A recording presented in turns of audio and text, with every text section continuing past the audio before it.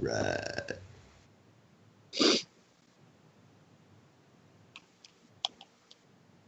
Walking Dead.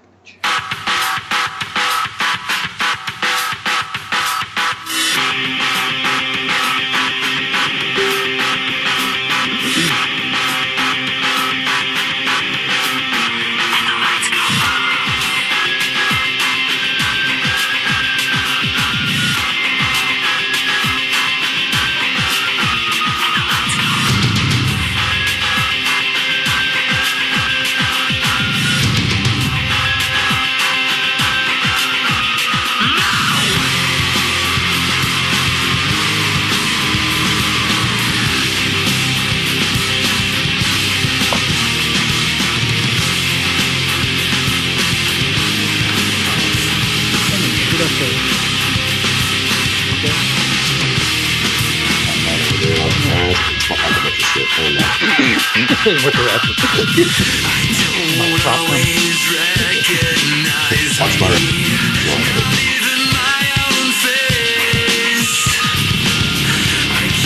You're not the judge. You're totally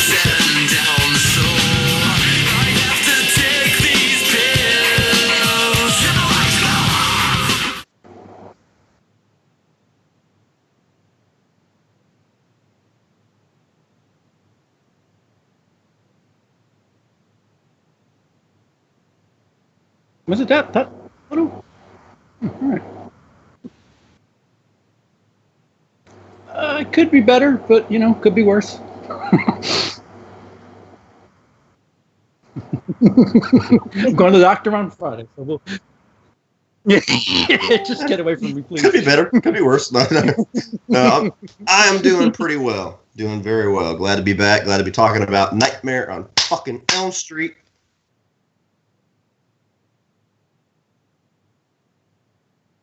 For 9 months. No, I'm just kidding. Halloween updates. Fuck you.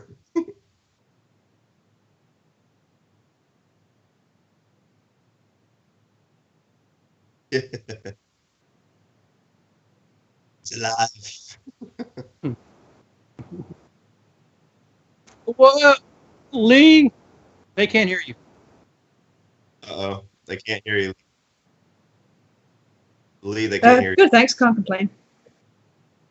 Yeah. Oh, no. So what Lee was saying was we have a Brit, but a way more attractive. Lee's mic is not broken. We've come across this before in the past, guys. There's just I know. Isn't it something that you have to switch over from OBS or something like that? Isn't that usually?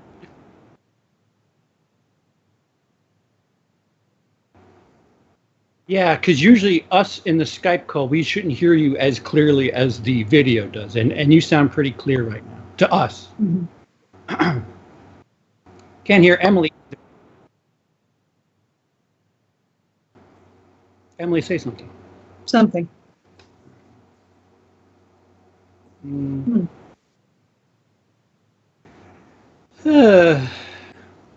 Cat got your tongue. Technical difficulties, guys. We're just Why? Well, Lee, if you say check hold on, 1, 2, I think they should be able to hear me now.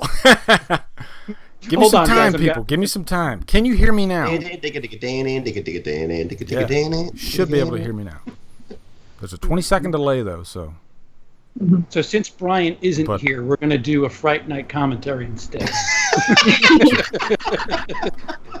Fright Night Boy, that would piss him off. Oh, man. They can hear me. They can hear you. Thank you, They can Pat hear you. Bro. Let's go to the chat. Oh, actually, Emily, how are you doing today? I'm good. Can't complain. Awesome. Sweet. Emily hasn't seen all of the Nightmare on Elm Street movies, but she's seen a lot of the good ones, the brunt of the litter, I guess you could say. So the better, not the better half. Yeah, I'm up the to better 3.5 half. now. Did I mess that up? And actually, I think I should have said runt of the litter instead of brunt of the litter. I don't think brunt of the litter makes any sense. Don't you mean cunt of the litter? Ooh, Yeah. is Dylan in the chat? Sweet. Well, Emily, it's a pleasure to have you here. She's been on the show a couple times before, and everybody knows Emily. She's a great friend to everybody. So, real quick in the chat, I'm going to say hello to Jamie Honeycutt, Nick Pusha, Green Arrow, S Rose 40, Will Smith, Amanda from Aesthetic Star, Patrick Holmes, Will Smith, and yeah, that should kick us off right now. We're going to talk about Freddy Krueger. We're going to talk about A Nightmare on Elm Street. You can see the kill list on the top right up there. I guess first off, though, I was just thinking today, like, the big three, like, why are these three? It's just these three, and I know me and CP have our Horror Needs a Hero thing, but why is Freddy so relevant, even still today? Cody, let's start with you. Why do you think Freddy is still, like, he's an A player? Well, I mean, he's been hiding out for a while, so I'm waiting for him to make a big comeback. But Freddy's still relevant because, to me, he's always been the most evil and the most, like, arguably the most scary of the three. Like, I know that they can debate that back and forth, but there's something terrifying about somebody that you can't get away from. You can run away from Jason, you can run away from Michael. Eventually, that might get you, but eventually you got to sleep. You know what I mean? There's no escaping Freddy unless you just find a way to outsmart him. And a lot of it too is just the personality, because out of the big three, he's the only one that talks. He's the only one that jokes around. He's the only one that fucks with his victims and everything like that. So there's that bit of a contrast besides the two, silent, hulking stalkers. Yeah. And plus, I don't think you could have three silent killers be like the big three. I don't know. I think you have to have somebody in there that's got a little bit more flavor, I guess, than Michael and Jason. But Emily, I would wager that of the big three, just because looking at your reviews and knowing what style of horror you like, am I right to say that Freddy's probably your favorite of the three? Of the three, yeah, definitely. Yes, thank you. I know CP is rather disappointed by this. Yeah, you can't I'm drink sure out of he that is. glass anymore, by the way. Emily, why do you like Freddy? Like you say, he's got a bit of personality, and like Cody said, he's someone you meet in your dreams that you cannot escape from. You have to go there alone. It's and oddly enough, I think him having so many weaknesses or different ways to be beaten in the films is what makes him attractive, because it's the same thing with vampires and werewolves. There are 50 odd ways to kill them. Yes. And I don't know, I think it's better to have something you think you have a chance against than something that's totally overpowered. Yeah, completely agree. CP, what are your thoughts? I know your favorite's Jason. Everybody knows that, but do you like Freddy? Yeah, my favorite's Jason, but I'll go out and say that Nightmare on Elm Street's the most creative of the big three. Like, as far as film is concerned, there's a lot more happening in Nightmare on Elm Street movies. They're a lot more creative. It's like Cody said, it's not just some hulking dude chasing people. There's creativity that, the set pieces alone with a lot of those kills in any of the movies. There's a lot more going on visually. It's a modern day Mr. Sandman. I'm just doubling up on things that Cody and Emily said, but yeah, as far as films are concerned, there's a lot more to take in the Nightmare on Elm Street series than there is Friday the 13th and Halloween. It's there's a lot more fun. It's not restricted to Crystal Lake or Haddonfield. There's it's a dream world. It can be whatever the director or cinematographer, whoever's in charge at the time wants it to be. A Roach Motel. Every movie has carte blanche. Yeah. He doesn't even have to run after you. He could just just reappear anywhere he wants. So it doesn't matter how fast you are. Freddy could always be in the other room that you're going into. You know. Mm-hmm. So that's what's cool about it. We are going to get to Freddy's Dead. I already see some Freddy's Dead chatter in the chat. Yeah, bitch. Andrew Becker was defending. I know there's a few Freddy's Dead fans out there. So poor souls. Yeah, I'm looking for it. I know I'm like the last person to, be a movie critic when it comes to horror because I have some pretty shitty taste when it comes. I like bad horror movies, but Freddy's Dead, there's just no enjoyment. But I don't want to blow my load, right away. But yeah, we're gonna get into that one. So, I guess that's a good segue into the movies section, though. I figured for movies, what we could do is we could start off by stating our favorites, and then we could maybe state our least favorites after. I guess I'll go first. Yeah, I'm like tied between 1 and 3, so I'm gonna save 3 for another person in the chat. I'm going to go, the first one, obviously, most people are probably going to say the first one's the best, just because it was the first. Wes Craven, it was his idea. He came up with this idea based on a true story of somewhere in Asia, there was a case where a child was having nightmares, and he was drinking coffee, he was doing whatever he could to stay awake, and this kid ended up dying in his sleep. And so Wes Craven, thought, hey, that's an irresistible premise. And so, he jumped all over it, and the rest is history. But I think the first one is so good because if you really watch it, Freddy doesn't talk that much at all. I mean, there's very little dialogue by Freddy. He's pretty much just kind of in the shadows. There's only a couple, like, comedic moments with Freddy, if any. So, I think it's just a straight up, you can say, like, Terminator to Terminator 2 is like Nightmare on Elm Street to Dream Warriors. And, everybody's got, like, I'm a fan of Terminator over Terminator 2, so there's a lot of people that are fans of Nightmare over Dream Warriors. But, yeah, that's my reason for the first one. Cody, what's your favorite of the bunch? Dream Warriors by a nose. Dream Warriors by a nose. Like, I think most fans of the franchise would say 1 and 3 is pretty close. Some fans would say like 1 is just, oh my god, so much better. But I don't know. The only thing that really keeps 1 away from Trump and 3 to me is the little Robert Shea, Wes Craven compromise ending always kind of bugs me when I watch it, because you could see that Wes Craven's vision got compromised in that last couple of minutes, and it got a little bit silly. But 3 is just an awesome fucking movie. I mean, front to back. I mean, the soundtrack's awesome.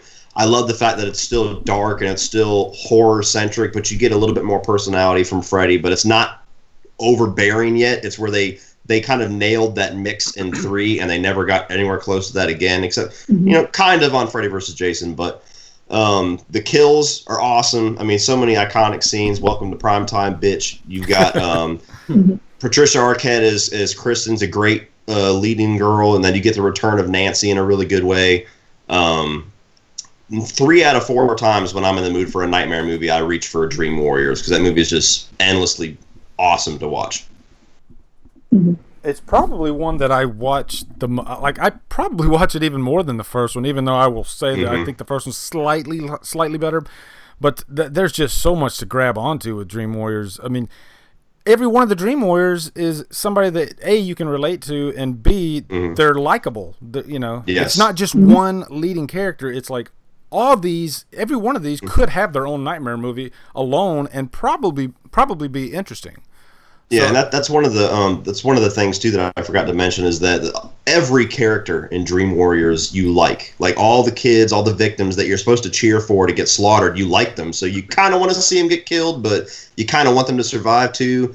You got the doctor, I forget his name, but the doctor who actually wants to help the kids is teaming up with Nancy, who's a really good character. You get a little bit of a redeeming arc for Nancy's father. There's just a lot of awesome things in that movie. Yeah.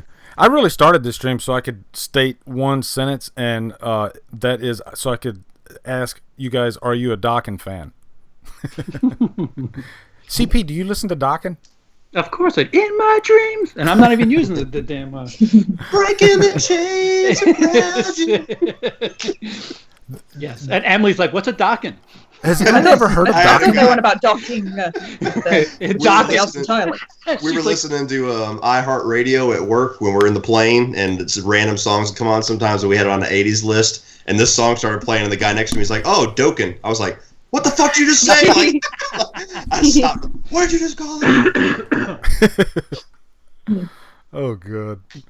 Yeah, Dawkins, like, I'm a big 80s hair metal. Like, I guess I go through phases. Like, in the 80s, I was a big hair metal fan, and Dawkins was definitely in my, like, top 2, top 3. They might have even been my favorite, actually. I don't know.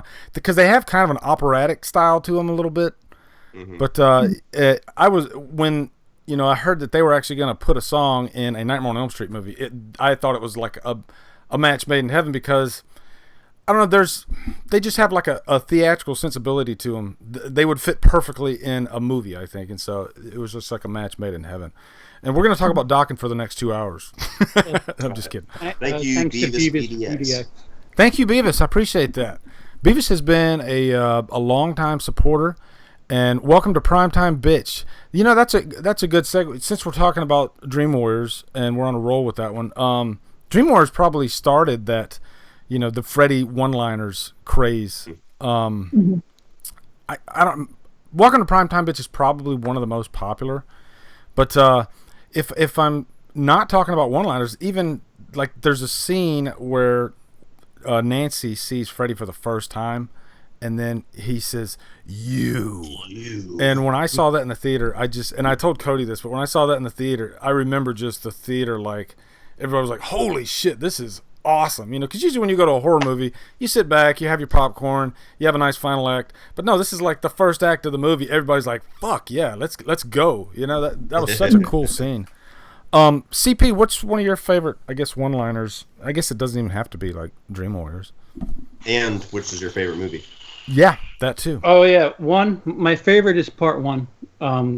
For as much as you guys were talking about iconic stuff, there's multiple iconic scenes in 1, whether it be the claw coming up through the bathtub, which is just awesome. The girl being dragged in the hallway.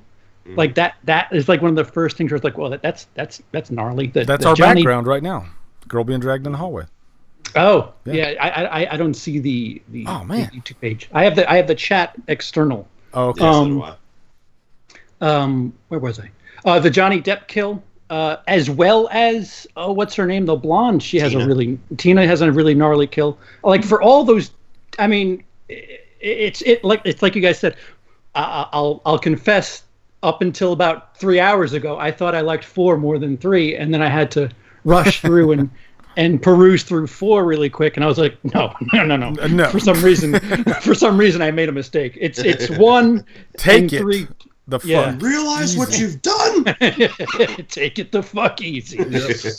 But welcome to Primetime Bitch is kind of a bit a tilt in Freddy vs. Jason. If I have to pick one, that's a. Oh yeah, that's a good one too. In one that I recognize, but we're going to get a different opinion here, I think, from Emily. So why don't you? I'm really curious to see what Emily. Actually, I know what Emily's number one is, but Emily, tell me your favorite Nightmare on Elm Street movie. As much as I really, really liked the third one, I think my favorite overall is Freddy's Revenge. Yes.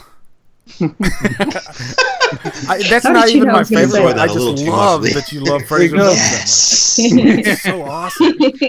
Good. Emily, tell me why you love Freddy's Revenge, please. But the first one didn't sit right with me on the first viewing, and I'm still not sure why.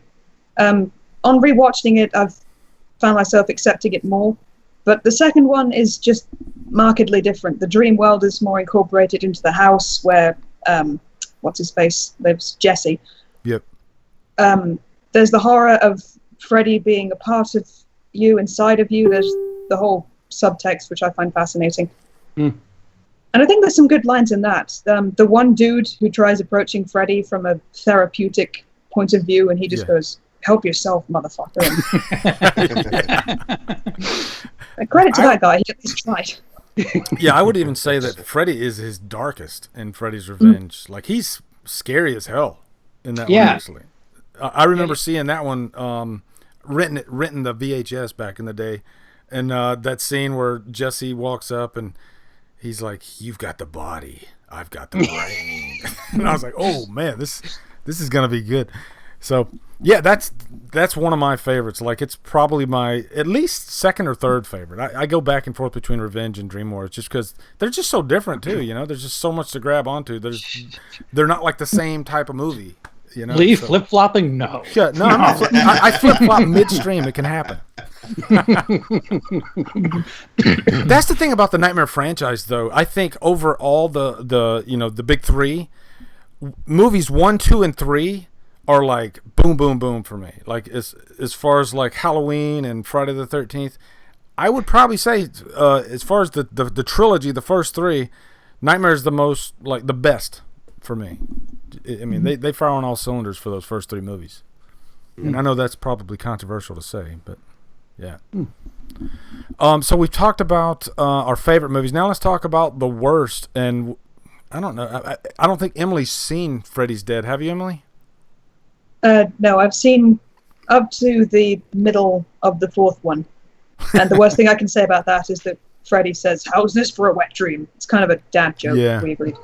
Yeah. The dad joke. Yes. Emily, would you say of the ones you've seen, 4 is probably your least favorite? Well, I haven't seen it all the way through, but for argument's sake, sure. Well, I will say I do. One of my favorite kills is actually in the 4th one, the waterbed kill with Joey. Oh, yeah. The wet dream. Yeah. It's just My favorite is really the creative. I don't know the black girl's name, but when she has all the juice sucked out of her, that's pretty horrifying. Yeah, that's a good one too. There's a lot of good kills in the 4th one actually. Yeah, see, that's why I thought I liked that movie a hell of a lot more, because the kills are inventive. Yeah. Credit to Rennie Harlan, director of Die Hard 2. That's all he had to do. That's all he really could succeed with, because they had no story, they had no script. He just had to in make 7 days they wrote the script. Yeah, he had to make some badass, memorable scenes, and he could it only was do the it with writer's kills. strike. They wrapped a movie around the kill scenes. Mm-hmm. Yeah, the Roach Motel scene, the waterbed scene. I'm forgetting one. Shit. Dog pissing fire. Yeah, to bring him back to life. Yeah. There's a bunch of unique. No, that's the same thing. Her elbows. That's part of the Roach Motel thing. Oh, I love the story of how like Rennie Harlan got the job. I mean, because he had done prison before this movie, but basically living on a couch, and he would just show up at New Line Cinema every day, trying to get the job, and they thought he was like a homeless guy because he stunk. He was wearing the same clothes every day, and the guy's like 6'4", 6'3", something like that. So they were like, where's this guy coming from?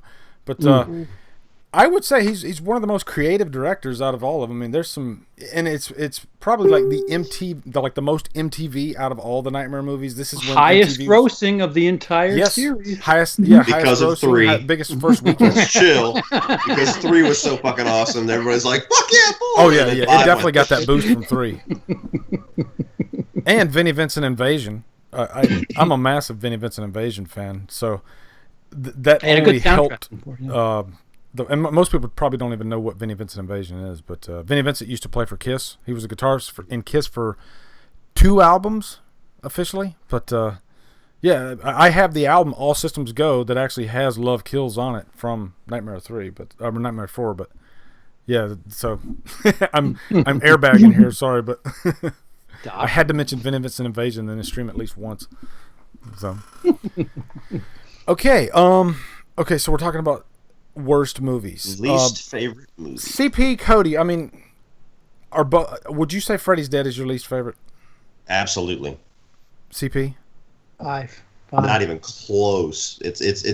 You got Freddy's Dead, and then you have like a mile of shit, and then you have 5, which I don't like at all. Yeah. Yeah, I don't like 5.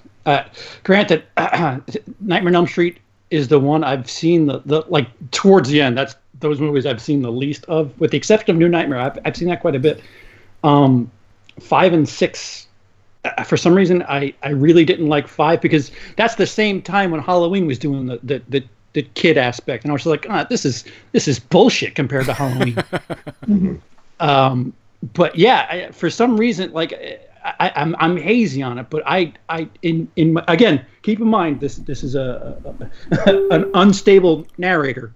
Up until 3 hours ago, I thought 4 was better than 3, and I was like, oh wait, no, I'm way wrong. So with that said, in my current state, I think Part 5 is my least favorite. Well, I mean, I'm King Flip Flop here. When I saw Nightmare 5 for the first time, quite a few years ago, I hated it, and so once I started my YouTube channel, and I was like, okay, I'm gonna do the Nightmare franchise, and I got up to 5, and I was like, okay, this is gonna be painful. I'm gonna hate this. For some reason, I ended up enjoying the hell out of 5 when I reviewed it. So, and I haven't watched it since. Right. But yeah, no, I could see that. I could see that happening with myself too, because like I said, it came out at the same time when Halloween was doing something similar, and it was just, in my opinion, it was better and just felt second rate. But yeah. Well, the motorcycle kill is definitely one of the better kills in the franchise. That is an awesome kill. I mean, from a practical effects standpoint, wow. Yes. It's insane looking. It looks like cyberpunk. It looks like something out of a sci-fi film or something. Mm-hmm. Yeah, it's crazy. Yeah, 5 has a few moments that are redeeming. Like the motorbike kill is in like my top 3 Freddy kills. Especially if you watch the uncut one, like on YouTube or something, because this is one of those movies that the MPAA fucked in the ass. But you watch that and it's awesome. And then you get like it's not. I wouldn't say it's awesome, but it's mildly entertaining. The comic book kill, whenever the kid gets sucked into the comic book and he's fighting like a Superman version of Freddy, that's kind of entertaining. And the fact that Alice comes back is kind of cool because it's the first time that we've gotten like succession from one movie to the next. Wait, let me correct the chat. It's not the kid from Pet Sematary. It's the kid from Jurassic Park who. Yeah, Jurassic Park. Yeah, it's not the kid from Pet Sematary. It's the kid who gets scared by Alan in the beginning of Jurassic Park. Wait a minute. That the kid is in Part 5. Well, I think that was a case where the kid, you know how they say kids can ruin it's movies? not Gage. It's not Gage from Pet Sematary. Yeah, it's not. Yeah, that was one of the cases where the kid almost ruins the movie.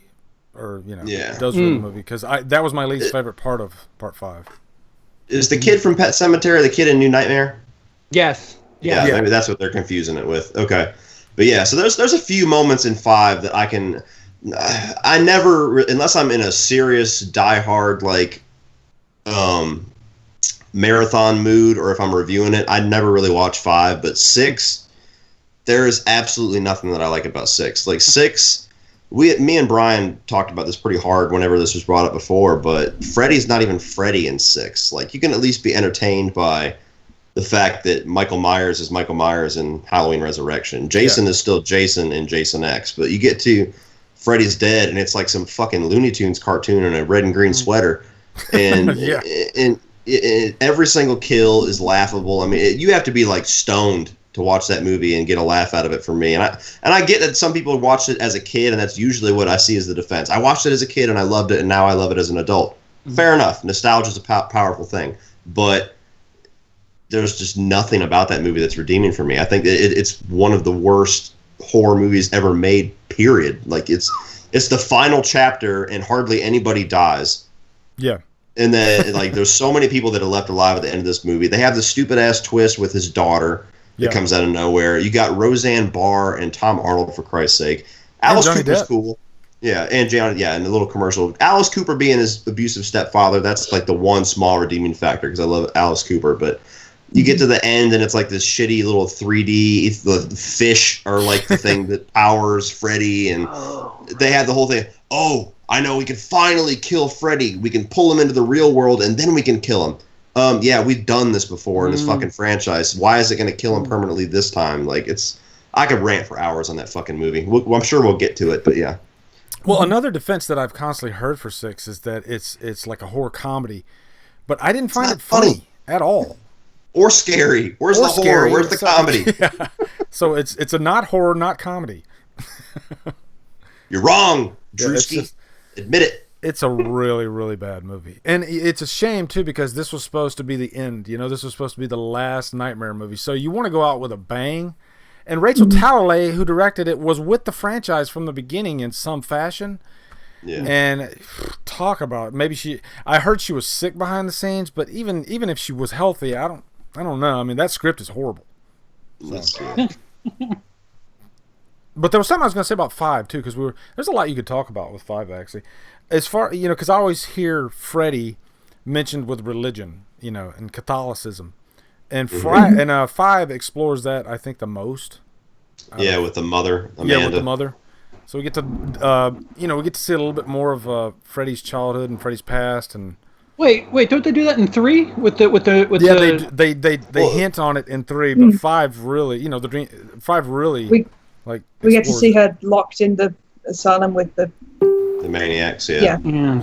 And she's kind of the one who's trying to get Alice to finally kill Freddy. It's like Amanda's spirit's trying to like drive the kill of Freddy. Mm-hmm. Yeah, I blend a lot of that stuff together. See, Amanda from Aesthetic Star, she said she saw Freddy's Dead in the theater when she was a kid. She liked it then. She hates it now. So that is the proper response. That's the proper response. Very good, Amanda. If the horror miser Monty G would just fess up that he hates them. No, I'm just kidding, Monty. Monty loves it, and you know what? Hey, I love Rob Zombie's Halloween too, so I can't talk. So Monty, you're good. You're good in my book, brother. So not good in my book. Yeah. You're not good in CP's book. Stop defending dog shit, Monty. I don't even have a book, but if I did, you stop defending dog shit, Monty. Oh, that's great. Holy shit, 115 watching. God damn. Yeah. Wow. Do that big 3 bullshit and people come flying. I know. I swear we should just like Halloween alternate Friday, Halloween, and Nightmare. And why did you say that? I know. Just. What if it dropped right now? Oh, dude, Cody, I was literally thinking that yesterday. I was like, what if I'm in the middle of the stream and the trailer drops? 90-degree turn. Where did Lee go? Yeah. Oh yeah, you'd see an empty mic. That's all you'd see. Yeah. Or we'd all watch it together, I guess, and react to it with live reaction. Yeah, right. That would be there cool. We go. I don't know. I guess that's what we would do if it does drop. Because I'm sure my phone will blow up if it does. Check it out. I'm gonna try and. Yeah, I'm pretty sure somebody in the chat would be like, Yeah. So Emily, are you excited for the new Halloween movie? Just out of curiosity. Not especially, but I'm not up to scratch with the lore yet, so I don't know quite what's going on. Wait, Emily, correct me if I'm wrong. You've only seen 1, right? Mm-hmm. So this might be interesting if she watches nothing else, because this is supposed to take place, like, it's supposed to erase. You've tried to do this before. You've tried to pull this experiment with Star Wars and what else? Oh God! I wanted her to watch Rogue One first. Yeah. And that fell through. So it'll be interesting if you don't watch any other Halloweens before this one, what your take would be, because it's easy to say. I'm on Elm Street, Freddy. I know, man. I apologize. Yeah, and I apologize doubly because I'm right there with you. Now here I am feeding right into it. I was just curious about Emily's thoughts, but hey, we're jumping back to Nightmare. We're good, okay? So we've talked about 5. Have we said all we want about 6? I will say this: it's funny because the people that have seen my like Jason Goes to Hell review always throw that at me now. Like, see, that's why we like Freddy's Dead. The reasons why you like Jason Goes to Hell. Yeah. But there's a difference. I enjoyed Jason Goes to Hell because it was different, and the first 8 movies are very similar in the setup and everything like that. And Jason, when he's on screen, is still Jason. Freddy's Dead has no place in the franchise whatsoever. It is totally different movie, so it's not like Freddy's still there, so I can kind of enjoy it. Like, Freddy's not there, so it's not Freddy. It's not a Nightmare on Elm Street movie. It's just, I don't know. Mm-hmm. Jason Goes to Hell is just one of those movies. Like I could like it one day, and then the next time I watch it, I could freaking hate it. It's weird to me. It's just like all over the place for me. It's weird. I don't know. Mm-hmm. Mm-hmm. It's just a strange movie, you know. Mm-hmm. It's not. It's never one that I'm like, I want to watch a Friday movie. I want to go do Jason Goes to Hell. You know. Well, it's just strange. It's got no place in the franchise whatsoever, but I enjoyed it. and I respect Adam Marcus for saying, of course, hey, we had a name drop. You've had all the I know. You were waiting for it, weren't you? Bailey Madison. But anyway, you're the best. Yeah, I know. We'll get to that because I think we do have a final girls. The girls. That's actually I think we're on the movie. Oh, so the girls are next. Okay, cool. Actually, the kills are next. Jesus. Yeah. We still got a lot to go, guys. All right, cool. Are we done with Freddy's Dead? Are we done with the bad? We're done. Andrew's wrong. Concluded. Andrew, okay, cool. Let's do the kills now, okay? Because I think one thing I love about the Nightmare franchise is you have carte blanche. You can do anything you want with the kills. Your imagination will let you travel to wherever you want. And I think the kills are a big reason why this franchise is so big, aside from Freddy. CP, what is your favorite kill out of this franchise? And I know that's a tough question. Yeah, my favorite kill still is the Roach Motel one, oddly enough. That's like my least favorite kill too. Isn't that great? I think that because I separated them for some reason, but because it's part of the same scene, the elbows thing just freaks me out. Wait, I think like Friday the 13th, the guy getting folded back on his back, like anything where body parts do things that they shouldn't be doing, like really creeps me out. And when her elbows go, and they're just nope. That just, if not that, then Johnny Depp's kill, because it's just, and anything practical is amazing. And the first couple are just really incredible practical. Yeah. Mm-hmm. I think as far as kills go, I like the first movie the best because the kills are, there's no joking around. They're pretty damn serious and I don't know, just really dark. I think that's what I love about the first one as far as kills go. Like, the dragging the body down the hallway.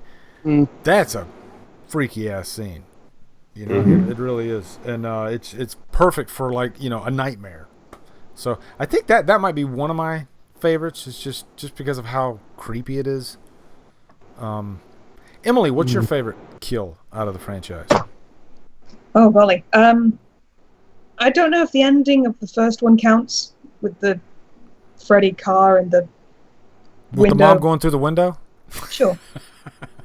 I mean, it was unexpected and it's not the most realistic thing in the world, but it did surprise me. What was the one from the fourth movie that made me exclaim rather loudly? Because it was like something out of the fucking Fly. Was that the Roach Motel thing? Yeah, that's gotta be the Roach Motel. Yeah, that was pretty cool. Cody, what's your favorite? Probably the Welcome to Primetime bitch kill. It's hard. You got that one. I love the motorcycle kill, like I've already said, and you got to give props to the Tina kill too, just for how innovative it was. So it's one of those three. That kind of flip flop every time I watch it. But yeah, one of those three. And I will say, it's probably not because of the actual kill, but I love the line that comes after it. There is one kill in the remake that I love, at least for the scene, and it's whenever he kills I forget the fucking name of the kid because it's not one of the characters, but when he kills the one guy and then he's hung upside down and he's like, "Did you know that the brain can still function for 7 minutes? We got 6 more minutes to play." Like I love that whole scene. That's like the one part of the remake I was like, "Fuck yeah!" But yeah, it's one of those three. Christina Healy in the chat, she mentioned a good one, just for like emotional reasons. Nancy dying in part 3. I think that's the way to like properly respect a final girl. I mean, it's an emotional scene too, because she makes it through most of the movie, and that's a good mention right there. I'm trying to look through the chat and see if there's any other really good kills that are worth mentioning. And it's not necessarily a kill because obviously he comes back, but I love the scene in 2 whenever Freddy rips out of Jesse's body. The practical effects of that scene. God. That's badass. Oh, what was the one in I don't remember his name from the third movie, but when his tendons and stuff were being used. The marionette kill. Yep. Philip. Yeah, Philip. That was nasty. Philip. That was pretty nasty. Everybody's like screaming for him. Yeah. Well, I tell you, one of my least favorites is the eating one when she like eats herself to death. Oh, I hate that fucking kid. Yeah, that's one of just anything that involves food though. I can't really get into when it comes to horror. It just so the pizza scene in 4. Yeah, I'm not a big fan of that one either. Scene, even though it's pretty innovative. Yeah, I don't know meatballs that squish out yellow pus when you eat them. For the record, but. Yeah. If it grosses me out more than entertains me, I'm right there with Lee on that one. I'm like, ugh, next. Yeah, that's probably why I won't watch Human Centipede. Oh my god. Oh. I saw this picture on, I think it was on Twitter the other day, and it said In-N-Out Burger, and it showed a picture from Human Centipede. And I was like, oh god, that's awesome. Enough to make you change your franchise name. Jesus. Okay, so I'm gonna look in the chat one more time just to see if there's any more. Nancy was tricked by Freddy. Skin the cat in New Nightmare. Do you guys remember that one? Skin the cat in New Nightmare. It's basically the same thing as Tina's death when he's dragging the babysitter across the hospital room. Oh yeah. Oh yeah. That's the only real negative I had with New Nightmare. I think that movie is a phenomenal movie, but to me it's just an okay Freddy movie because the only 2 kills we get in the movie are retreads. Because the kill of the Heather Langenkamp's husband is kind of similar to the motorcycle kill. Yeah. And then you get the skin the cat scene, which is kind of like the Tina kill. So it's more like paying homage than actually doing something innovative with the kills. Mike Johnston, the one with the druggie with the fucking holes in her arms. Oh yeah, that's a good one. I like that one. Let's get high. That's pretty gnarly too. Yeah. What a rush. Oh, Amanda mentioned the worst kill Rick in Invisible Freddy. He's like doing karate. That one is horrible. Oh my God. It's like they showed up and they didn't have anything for the day, so they're just like, hey, just do karate. We'll film it and see what happens. What it was, the elevator scene, that was supposed to be his death. It was supposed to be some kind of an elaborate elevator scene, but they ran low on money, so they had to get creative, and that was, they didn't quite nail it. No. They did not just punch air. Go. Now, I will mention Freddy versus Jason, when Freddy wants to kill the girl in the locker, and then Jason like beats him to the punch. Yeah, that was a fun one. Yeah, that's a pretty good one. The only kill that he has in that whole fucking movie is pretty good too. Though, whenever he burns the message onto the back of the guy's his back and then slices across his face. That is crazy that he has one kill in the whole freaking movie. I didn't even realize that until I went to review it, and I was like, what is this bullshit? He's got one Jason's kill. Jason's got like 1,000 kills, and Freddy gets like 1. Are you kidding me? That's how they kind of balanced it, though, because Freddy gets a lot of the story love, and Jason gets all the carnage. Mm-hmm. Yeah, I guess so. Yeah, I mean, it was more of a Freddy movie if you really think about it. Yeah, it is. So, okay, I think that's good for the kills. Now we can go to the girls, and I put girls in quotes because part 2 has a Jesse, final boy, a final boy, and Scream Queen. We can definitely talk about Jesse. I guess let's start with Nancy. For final girls, some would consider Nancy to be like one of the best final girls ever. Emily, are you a fan of Nancy? Not so much in the first movie, but by the third one, I think her acting had improved a lot, and she was a more interesting character. Yeah. As kind of an experienced veteran sort of person who was trying to, guide other people, the best way to defeat this guy. I liked her a lot more. I do like that they did that. Like, she was in the first movie, she wasn't in the second, and so by the time she comes back in the third, she's like a veteran, and she's like almost like, preparing everybody for what they're about to go up against. And I don't think that's something we see that often in Final Girls. Yeah. So yeah, that was pretty damn awesome, actually. What are you guys' thoughts on Nancy? CP? Well, I'll let everybody in our discussion process prior to this stream, but you brought up us talking about Nancy versus Alice from Friday the 13th. Yep. I don't think there's any sort of discussion whatsoever. Alice is the character from 4 and 5. Right. Is that what you meant? Yeah. Well, then I apologize. That's what you said. You're disgusted. I didn't even correct you. I was like, he's going to bring up Alice Watson. I walked right into it. Well, then, all right. Well, in both cases, then, yeah, because I'm not a big fan of Alice in 4 and 5. I'm an She's Alice a bit- fan, actually. I am. I mean, Really? I mean, when I watch 4 and 5, she's the thing that I hinge on to. She's kind of stiff. Really, I don't know. I really liked her actually. And I think she gets a bum rap because she was in 4 and 5. I think if she would have been in like the first couple movies, she might have gotten a fair shake. You know what she reminds me of exactly? She reminds me of Ali Larter in Final Destination. That same fucking I can see a little bit of that. And they kind of look alike too. I don't like Ali Larter though. I agree. Yeah, that's what I'm saying. But I do like Lisa Wilcox. So I think the actress who played Claire Waters, is that her? Yeah, Clear. Mm. Yeah, It's pronounced Claire. Her name is Clear. It really is Clear. Yeah. But I'm sure it was pronounced Claire in the movies. It might have been. It's Clear. I promise you. It took me forever. I'm like, if they say Clear or Claire, then it's one of those weird accent. Yeah, they had progressive parents, I guess, wanted a different name. Yeah, hippie parents.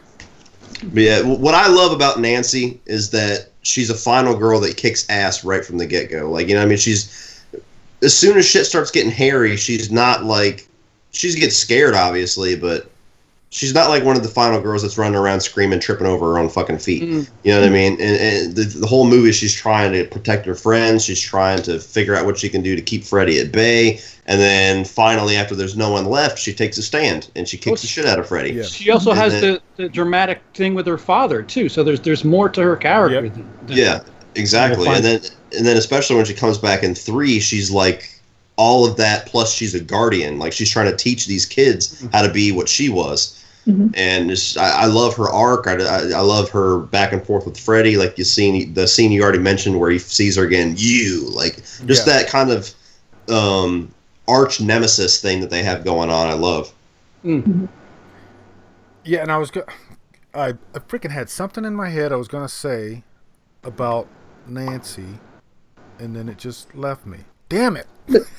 Was it something about her and her dad? No, it wasn't about her dad. It'll come back to me in a minute. I'm too old. All right. Keep forgetting. All right, we'll wait. Yeah, I know. Yeah, Mike Johnston brings up another. I'm sorry, I seem to be focusing on Mike Johnston's points more than anything. Yeah, what do you guys think about Tuesday night's performance in 4 in comparison to Patricia Arquette? Yeah, I agree. When we put it on before, I was like, wait. She's fucking terrible. She's terrible. Oh, I know what my thought was. I know what my thought was. Hold on. Okay, go ahead. Okay. Kirstie Alley is like one. Did I say Kirstie from Hellraiser? I was like, I was like, God. Where is this Ashley Lawrence, okay? Kirstie Alley. Jeez, I'm all over the place. Ashley Lawrence, who played Kirstie in Hellraiser, she's one of my favorite final girls. And she should have done what Nancy did, and they should have had this opportunity to put her in another movie, which they did, and they completely wasted her. But I mean, she's like Pinhead's nemesis. It would have been great if they would have like capitalized on that, like they did with Nancy. So that was my thought process for that. She's in the first 2, and then she's in like a random bad sequel in Hellraiser. I don't know which one. Yeah, She's in some of the comics or something as well. I think she ends up becoming a Cenobite eventually. That's crazy. Could be. But yeah, going back to that question in the chat, Patricia Arquette is miles better in that character because she's a great character. I think that was her first role. Yeah. So that was kind of what kind of got her onto the scene. Tuesday night, the only thing that people ever say that they like about her is the opening song. Yeah, Running from This Nightmare. Especially by comparison, but just as if you separate Patricia Arquette completely, she's still a terrible fucking actress in that movie. Yeah. And it's one of the reasons why, as an adult, it's hard for me to stomach 4 because it gets rid of everything that you love about 3 in the first 15 minutes. Yeah. I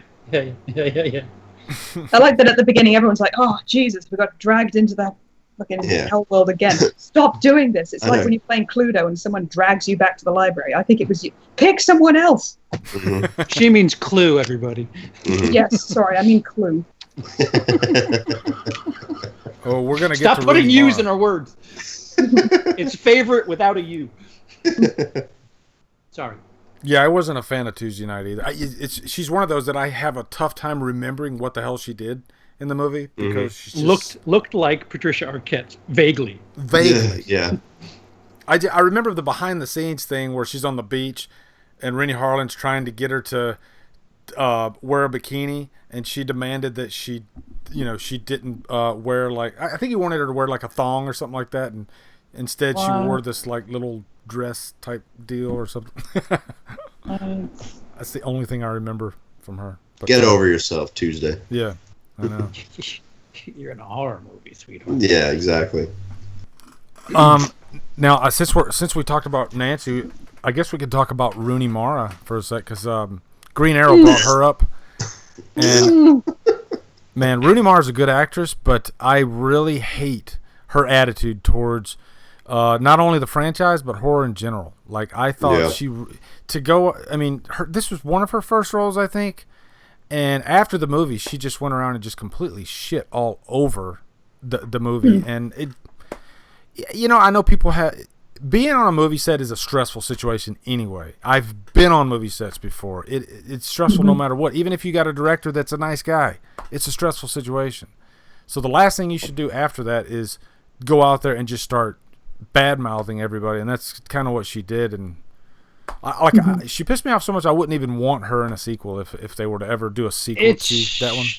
Yeah. It's strange because up until that point, she was only that chick in the beginning of The Social Network. So, like, what, you're trying to start a career. Like, what do you? She did Nightmare before she did Social Network, I believe. Oh, is that true? See, 2010 was Nightmare. I think Social Network was 2009. But was it 2009? Okay, then yeah. 2009 was Nightmare. So, but it does come out first. I remember seeing it because I remember seeing her afterwards and going, "Oh, it's that chick that sucked in Nightmare on Elm Street." But, her performance wasn't that good either. It's like it's one thing if she was Meryl Streep and like this fucking movie's dragging me down, but like this is the thing. You got Katie Cassidy playing the main girl for the first third of the movie, and Katie Cassidy is not a good actress. If you've seen any season of Arrow, you know this. She looks like a fucking Oscar winner compared to what Rooney Mara brings. She was great to the point where I would have rather they pulled a switcheroo and Nancy got killed and we just followed Katie Cassidy for the rest of the movie, because Jesus Christ, she put absolutely zero fucking effort into that role, an iconic role like Nancy, and she just acted like she was no pun intended, she acted like she was asleep the whole movie. They should have dyed Katie Cassidy's hair and made her Nancy. She would have been. It would have made the movie that much better. And I do like the remake for Jackie Earle Haley. He saves it for me, but she's definitely the worst part of it. And when Nancy's the worst part of your movie, then that's bad. Less points for using a Twilight alum in Kellen Lutz too, by the way. Oh yeah, that's right. Even the kid, I forget the dude's name, but the one who's like the guy that survives till the end, the final guy or whatever. That kid looks like he's about to burst into tears the whole movie. Every movie he's in, he looks like he's on the verge of crying. Yeah, he does. And we didn't really talk about the remake in the movie section, but just to defend it a little bit, because I have defended it, I do like the nightmare sequences in it. I like that they went for a darker approach. Let's get Freddy back to his roots and kind of just push aside all the comedy stuff. So there's a lot that I loved about it, but it did get a little bit too melodramatic, especially with Rooney Mara's performance. And for them to actually come out and say, "Hey, Freddy's a child molester," that took some balls, and I don't know if that's the route you want to go. No, it's not, because there's a reason why they always played the pedophilia and the sexual molestation side of Freddy as subtext. And part of it's because it was really a big issue back when the movie came out in the 80s, but not only that, that's not what you wanted to lead with your killer. You want Freddy to be somebody that you kind of, Freddy's the killer that you kind of root for to a degree. He's the one that you like. You're like, all right, fuck him up, Freddy. You can't root for him if he's fucking kids. No. You know what I mean? You know what I mean? That's a very true statement, Cody. And they just put that on a t-shirt. That should be on a t-shirt. You can't root for Freddy if he's fucking kids. They teach this in the second year. They should know this shit by now. But yeah, they don't even mention they don't even entertain the smallest idea that he's a child murderer. Like, he's just a child molester that for some reason wears a knifed glove at some point. It doesn't make any sense. So they screwed up with that, and they screwed up big by trying to go with an angle of maybe Freddy was innocent. No, you don't make Freddy possibly sympathetic. Freddy is evil, 100% fucking evil. Like I said when we started, he's the most, in my opinion, he's the most evil and he's the scariest of the big three. You don't want to sympathize with that fucking guy. So that whole let's switch it for the sake of switching it bullshit just tanked them before they even started. Cody, help me out here for a second. You brought up the subtext. I'm talking about everything prior to the remake. I seem to remember at least one scene in each and every one of the Nightmare movies where Freddy has some sort of tongue maneuver, where he does something with his tongue. Yes. I'm being serious. He does that at least once in every movie, right? Pretty much. It's basically, a little wink, especially because he seems to be doing it to women, if I recall correctly. So it's like you said, you could do it without having it be so overt. Exactly, and that's what they always did. That's what they were always smart about doing that, because it adds an extra creep level to Freddy. The whole thing that he does and everything. It's creepy and it's weird and it's uncomfortable, but it's not like forefront. It's not in your face to the point where, like I said, you can't root for him with his fucking kids. You know what's crazy is like Jackie Earle Haley. He did 2 movies where he was a pedophile. Little children. Right before New Nightmare, he did another movie where he was a pedophile. It's just like, good for him. You don't want to get typecast as a pedophile. Yeah, I mean, from an acting perspective, not a lot of dudes will take that kind of role. No. Pedophile, rapist, but murder. I guess that's a bit softer on murder for some reason. Yeah. But I mean, for a resume, that just looks kind of weird, I see here you played a pedophile here, and then you played a pedophile multiple here. Times. Yeah. Are you telling us something here? Jesus. Kevin Spacey's out of work, so we figured Yeah, right. Where the hell is Kevin Spacey? Jesus, he fell off the face of the earth. I wouldn't say he fell off. Yeah. He got kicked the fuck off the face of the earth. And just for Nick Pusha, hit him with the hind. Okay, cool. That's Howard Stern talk. That's out of the way. Okay, we're moving on. Only Howard Stern fans will get that. Okay, so as far as girls, are there any other girls that we didn't mention that we want to mention? I can't think. I think Monica Keena, if you count her, I think she was a really good. She was a really good final girl, in my opinion. Yeah, that's it. She was fantastic, actually. Yeah, and very nice to look at. And great set of lungs on her, that one. Yeah, I know. Held her she on. She really fills out the screen. She does. And wasn't there a line at the end of the movie that she says on the dock on the pier that was? No. Welcome she to says, my world, no. bitch. She says this was a deleted scene. Actually, I think she says, "Place your bets, motherfucker," or something like that. No, I don't know if it was deleted or not, but it was in the trailer. Yeah, Freddy vs. Jason. Place your bets. Yeah, place your bets. Who's she talking to? Fucking everybody. Who cares? She's on a pier with Freddy and Jason. Who's she telling to place your bets? I don't know. Funny, but she was good in that. I mean, you could tell she cared. She tried to give it her all. So, yeah. She's definitely worth mentioning. Does Jessie's lady friend count?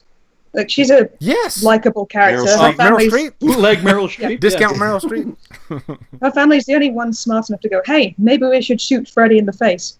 It doesn't work, but they try it. Oh, we didn't talk about Jessie. Thank you, Emily. Oh, yeah, there we go. Because they switched the roles. Jessie was the final girl, and the boyfriend was Meryl Streep, Discount Meryl Streep. So, she was also in a Hellraiser movie, by the way, and she was horrible. Like, wow.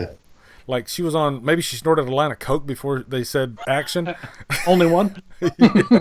Maybe 2. Well, which one did she play? Was she Angelique or?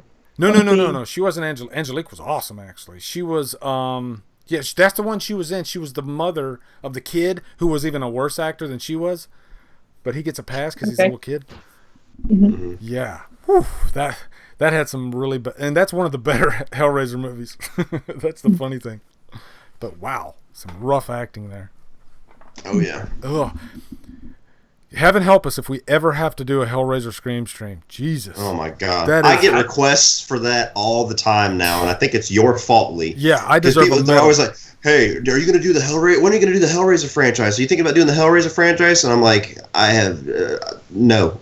I have no interest. No. People put down the Texas Chainsaw movies, but those were a lot more fun to review than the Hellraiser movies. It was the same review every time. There's at least some peaks in that fucking franchise. There's a few valleys, but there's some peaks. From what I've seen the first 4 Hellraiser movies, and I've seen the most recent one. And the first one is the only one that even got to the I like it stage. Like, I love the first one. But the second one, wow. And I was like, I've hated most of the ones that I've seen, and I haven't even seen the shitty ones yet. Most people, not most people, I'm saying some people actually like the second one better than the first one, which I don't know how that happens. Get the fuck out of here with Get that. the fuck out of here. Yeah, that's crazy. I think they're about equal. I do prefer the first Emily. one, but what? Nothing. Devil's advocate. You know what, Emily? I will say I think the second one had potential, but the Oh, at least flip-flopping already. I'm not flip-flopping. The Leviathan looked so fake, and you know, it's what are you gonna do? It's Everybody, let us know if we're We'll live do it again. Mhm. Fuck it, we'll do it live. People are leaving. Fuck it, we'll do it live. Fucking thing sucks. Yeah. My internet does that, like it just drops out randomly every day at one point. Uh-oh. It's annoying. Yeah, we have 2 different Wi-Fi things here, and it happens every now and again where it's just like just be one. We have a split Wi-Fi signal, and it's just like what? Lee modeling. So this is what happens when you start talking about those crap Hellraiser movies. That's it. Hellraiser even brings streams down. It's crazy. Yeah. Okay. I'm thinking of just They're back. barging All right, through we're back. all the movies and getting it over with, because I'm at least interested in the Cenobites in the same way I'm interested in the Saw traps, even when the plot kind of takes a dive. Yeah, This is what makes me... Go ahead, Cody. This is what makes me have absolutely zero interest in even attempting to watch the other Hellraiser movies, is because from your reviews, what I'm gathering is that every single one, Pinhead is barely fucking in it, and the ones that he's somewhat in it, he's wasted, and Pinhead is the only reason that I want to watch them. I think there's a reason for that. I think the movies started off as non-Hellraiser movies, and so they're all like these weird little like B-movie detective films that they shoehorn Cenobites in. Yep. Yeah, they start off as not Hellraiser movies, and Dimension Films, you know, so they can hold on to the rights. They say, "Oh, let's shoehorn Pinhead in here somehow, and let's churn out another shitty movie." Emily's, CP, and Cody's pictures are frozen. Oh no! That's awesome. They're all stuck. No. What is everyone's favorite Are you Freddy kidding glove? me? Are they different? He has different gloves. They're slightly different, yeah. Just like I have the third one, like the replica of the third one. I think New Nightmare is probably the most badass looking. Because it's more like a bone, like it's actually part of his hand. Mm-hmm. I'm with you there. I guess they were Audio going. is good, but you guys are frozen. Damn it. Hold on, let me see if I can fix you guys. Oh, sorry. This shit doesn't happen on the Halloween streams. No.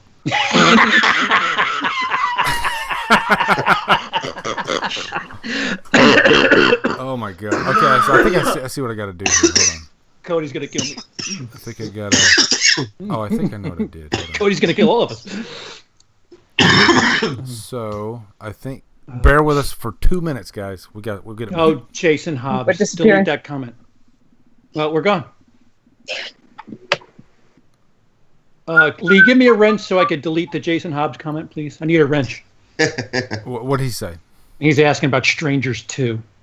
Okay. Ugh. Playing to the I love crowd. Strangers too. Of course you do. I liked it. I liked that it had the. Spoilers. Never mind.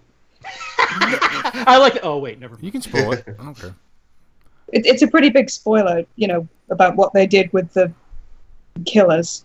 I thought that takes a fair bit of balls to do, especially if, there's potential for franchisement. I was the one choking Nick. I was thinking about Freddy's dead. Okay, I think I figured out how to fix this. So keep talking. I'm almost done here. Hold on. All right. Chat, rattle off some Freddy questions. Let's go. Hopefully we get to the first one before Lee fixes it. Oh, and we also have the Killer Flicks questions too. Yes. So, yes. Okay, it's Cody's fixed video's back. back. Now. We're back. Okay, awesome. Woohoo! The delay should. Yeah, there we go. We're back. Okay, cool. Cody is back. Thanks for hanging with us, guys. My internet sucks sometimes, but yeah, we're back. So, favorite Nightmare on Elm Street poster is definitely this one up here. Dream Warriors. No. Everybody walking on his. I see that docking. That's awesome. Oh yeah, I got it signed by George Lynch. Yeah. Oh, Well, my Favorite death, Patrick. We covered that. Yeah. Where the fuck have you been? My favorite is this one right here. I'm turning my computer around now so you can see it. Patrick Holmes with the good old 30 minutes later come. Patrick, what, do you start behind? Yeah, I there think you he's go. doing it on purpose. He turned it back. He's got the biggest inside joke in history. Just There you go. There, do you see yeah, there you go. Nightmare on Elm Street poster right there. One of my subscribers sent that to me. Isn't that sweet? yeah, Who gives a shit, right? Okay, I'm looking at you. I'm assuming it looks awesome. Yeah, I'm looking at you with a blue sky behind your face. That's all I can see. No, No, we don't have the YouTube up. Oh, that's right. Well, the subscribers can see it, so that's all that matters. Yeah, fuck the people I'm talking to. Okay.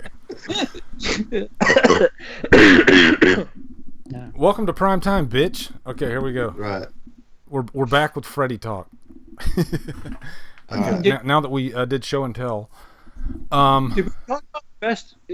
Was this scrapped, or are we talking about it later? Our best Freddy version, our best adaptation of Freddy. well, yeah, that's the next topic. Actually, that's a good segue into Freddy Rocks. We're going to talk about Freddy now. I guess, I mean, there's only Robert Englund and Jackie Earle Haley. Robert Englund, you can tell he loves the role. I know recently, though, like, I think they asked him if he wanted to play Freddy again, and I don't know if he declined but he said he won't be playing Freddy again. Mm-hmm. Which He's is kind paid of his sad. dues. He's played him a shitload of times. I just think he's older now. He really doesn't have any motivation to do it. I mean, I would love, more than anything else, I would love if they would do another Freddy versus Jason type movie and bring him back for just one more time. Mm-hmm. I don't think it would make sense to do another like straightforward nightmare movie with him, but if they could just bring him back for the fun of seeing Robert Englund one more time. But I understand why, at his age, at the point in his career that he's in, why he would have no interest in spending hours in the makeup chair and doing stunt work and all that kind of stuff. So I get it. Every day, yeah, I know he spends like at least a couple hours a day in that freaking chair. Mm-hmm. And the poor makeup effects guy has to listen to Robert Englund talk nonstop for 2 hours. Mm-hmm. So that's got to be rough. But I mean, why do you guys think Robert Englund's such a good Freddy? CP. Because he. Oh. I'm sorry. Go ahead. Well, go ahead, Cody. This is Cody's franchise. Go ahead. Yeah, go ahead. For all intents and purposes, he created the character. Mm-hmm. Yeah. I mean, Robert Englund or Wes Craven came up with the concept. He came up with the look. Robert Englund came up with the character. He came up with the mannerisms. He came up with the voice. He came up with the jokes, most of them. I mean, every reason why you love Freddy for the most part, with maybe the exception of his look, is Robert Englund's creation. So you love him for that, and it's also, I mean, he's played. It's not like a Jason or a Michael where it's always somebody different behind the mask. Freddy and Chucky are iconic because they have one singular voice behind them for the most part, with the exception of Jackie Earle Haley. It's just, they're synonymous with the character. Mm-hmm. I sometimes wonder if like Robert Englund pushed for the more comedic approach just so he could like practice his acting chops. I don't know if he pushed for that or anything, but I think he worked very closely with the directors, and whatever vision they were going for, he was all for it. The more fun that he could have with Freddy, I think the more he was all for it, because he's stated before that the fifth one is his favorite because he got to have so much like fun with what he was doing. I guess, which it's weird as fuck to hear that the fifth one is your favorite, because it's most people's least favorite or very close to it. But yeah, so I think whenever you get a director, they're like, do whatever the fuck you want, Robert. Have fun. Hell yeah. Isn't that the same time when he directed 976 Evil? Isn't that around the same time? It might have been. Maybe, yeah. Let me look that up. Go ahead. You say your piece, and I will fact check it. Yeah, no, I see. I wanted to talk about the it's like you said, the different. I mean, there's different takes on Freddy in the series, and and I thought we were going to be talking about our favorite version of Freddy, not between the two actors. And we could totally do that. Because I think, for as much as I love 1, as much as I love 3, I think the best version of Freddy is in part 2. He's really dark, and for all the homosexual subtext aside, it's really dark and it's still a fucking horror movie. So I mean, that's what you want from your bad guy, to be this brooding. I mean, I think the makeup was the most. His contact lenses are just fabulous in that film. Yes, that's what I was thinking. Fabulous.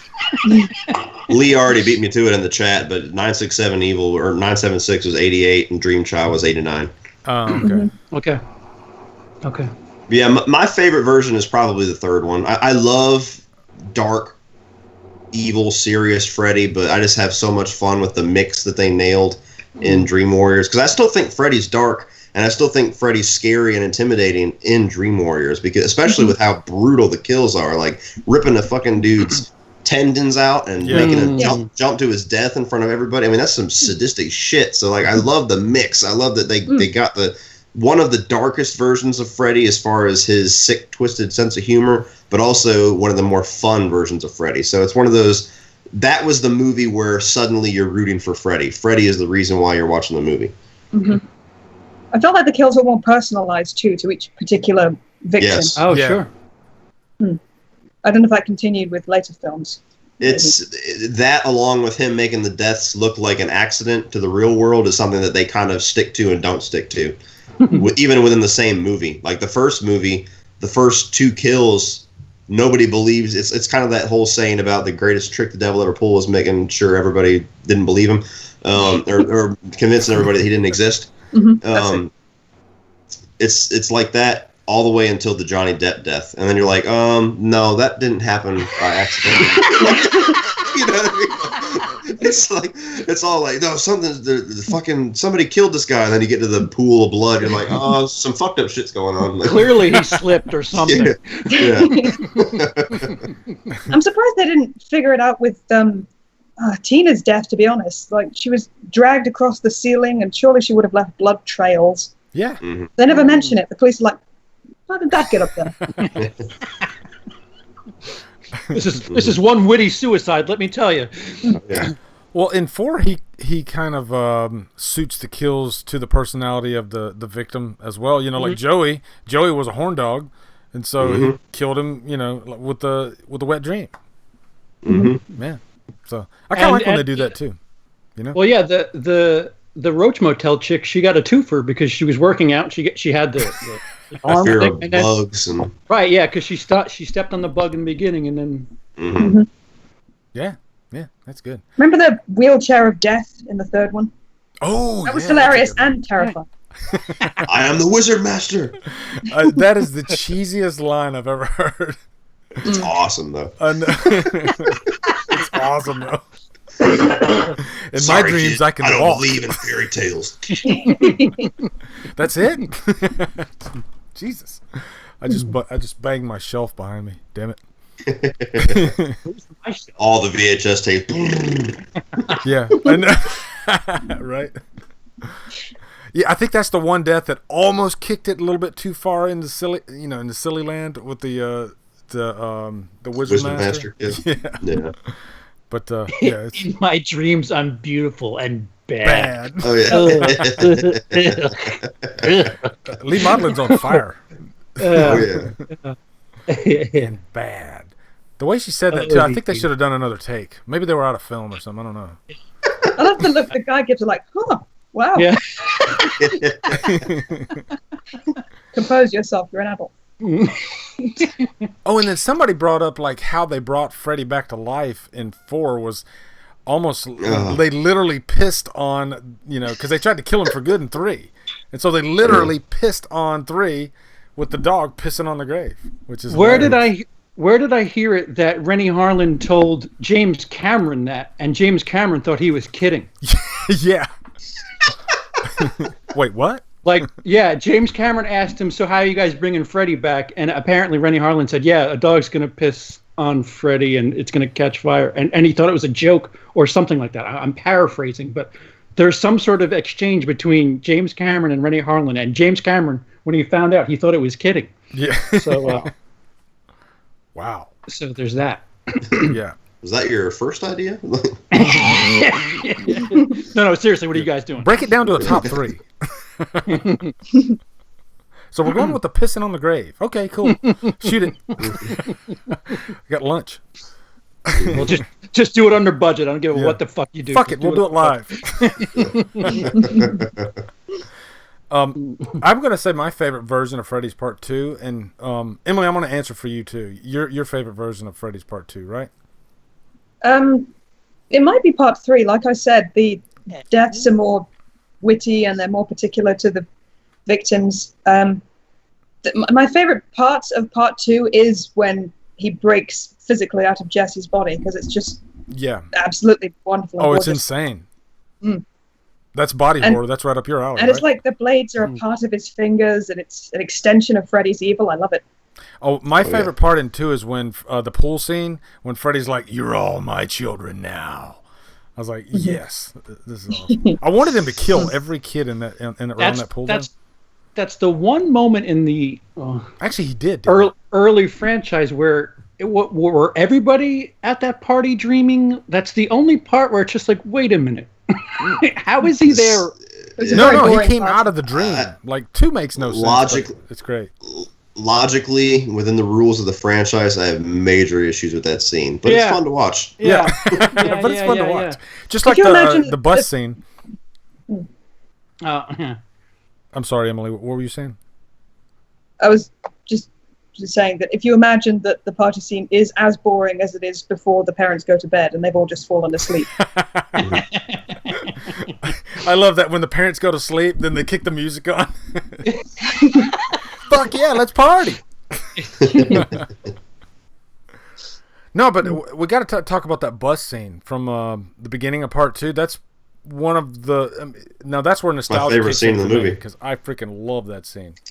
Yeah, that's my favorite scene in the movie. It's part of the reason why one of my favorite scenes, the first one too, is when she's at the whole slow unfolding when she's in school. Because to me, when you put horror in school, at least for me, because I for whatever reason, school has that kind of safety blanket feeling. Like you're supposed to feel safe at school, like nothing can get you. Yeah. So when you take that away, it's great. It's that much more creepy. And it's bookended with the school bus. Like at the end, they're all happy and everything. The girls, and then all of a sudden, Freddy's glove comes out of her chest. Yeah. That was great. I love 2 so much. I might watch 2 right after this stream. Oh, so the 2 most homoerotic horror films. Yeah. School buses. Crazy. Yeah. All night long. Oh man. Okay. We're still on Freddy. What do we think about Jackie Earl Haley as far as like Freddy goes? CP. He's fine. It's just it's like Cody said before. Robert Englund just set up so much. Like, I mean, he does a very realistic, dark version. Of what you would think. Kind of a Joker-esque version, you know, because that was right. Even the makeup is like, you know, it's a little too realistic. Like they took away some, like, you know, he just looks like a fucking burn victim. Like but for what he was in, he's fine. It's unfortunate that we only got to see him once, and maybe with somebody else's guidance, who knows? Because Robert Englund got to mess around a little bit. Who knows what we could have seen if he got to play a little bit. But very dark character, and I don't blame that on him. Now there is one line I do like from that movie when he goes, "Why are you screaming? I haven't even cut you yet." Is that it's sinister. Yeah. I thought about a new T-shirt idea. Jackie Earl Haley, he's fine. That'd be a great T-shirt. just random quotes. Yeah, he's fine. Jackie Earl Haley can't root for him when he's fucking kids. They should put it. Also, he's fine. Yeah, they should put those 2 quotes on the movie poster. Jackie Earl Haley, he's fine when he's not fucking kids. Yeah. Oh God, that's good. My throat hurts. That was great. Okay. Oh, yeah. Cody, any thoughts on Jackie Earle Haley besides he's fine? I liked him. He's the main part of the remake that I like. I don't think everything that he does in the movie is great, but he's got some really good moments. I already talked about the one. I like the one scene where he's like, when the dog's dead, and he's like, I was just petting him. Like, he's got really good lines because they're kind of darkly comedic, but they're still twisted. So they kind of kept the dark angle with it. I think that some of his mannerisms and everything he nailed, but like CP said, the makeup is terrible with the CGI and making it way too realistic. And I do blame all of the shortcomings of his version of Freddy on the writing and the horrible director. I think that if they announced today, like, we're making another Nightmare on Elm Street and Jackie Earle Haley's coming back, I would be totally fine with that. Oh, hell yeah. And I think that, like CP said, if he was under a better director, everybody that disliked that remake and blames Jackie Earle Haley for it, they would be singing a different tune. Mm.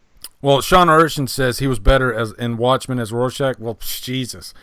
I mean, Rorschach's one of the greatest comic book characters ever put to film, in my mind. That's one of the reasons why he got the role, because when I saw Watchmen, when he was doing the voice for Rorschach, I was like, that dude would play a great Freddy. And then, nonetheless, like 2 years later, Jackie Earle Haley's playing Freddy. Yeah. I want him to give him another shot, because he was definitely the best part of the movie. I would actually like a sequel to the first one instead of a reboot.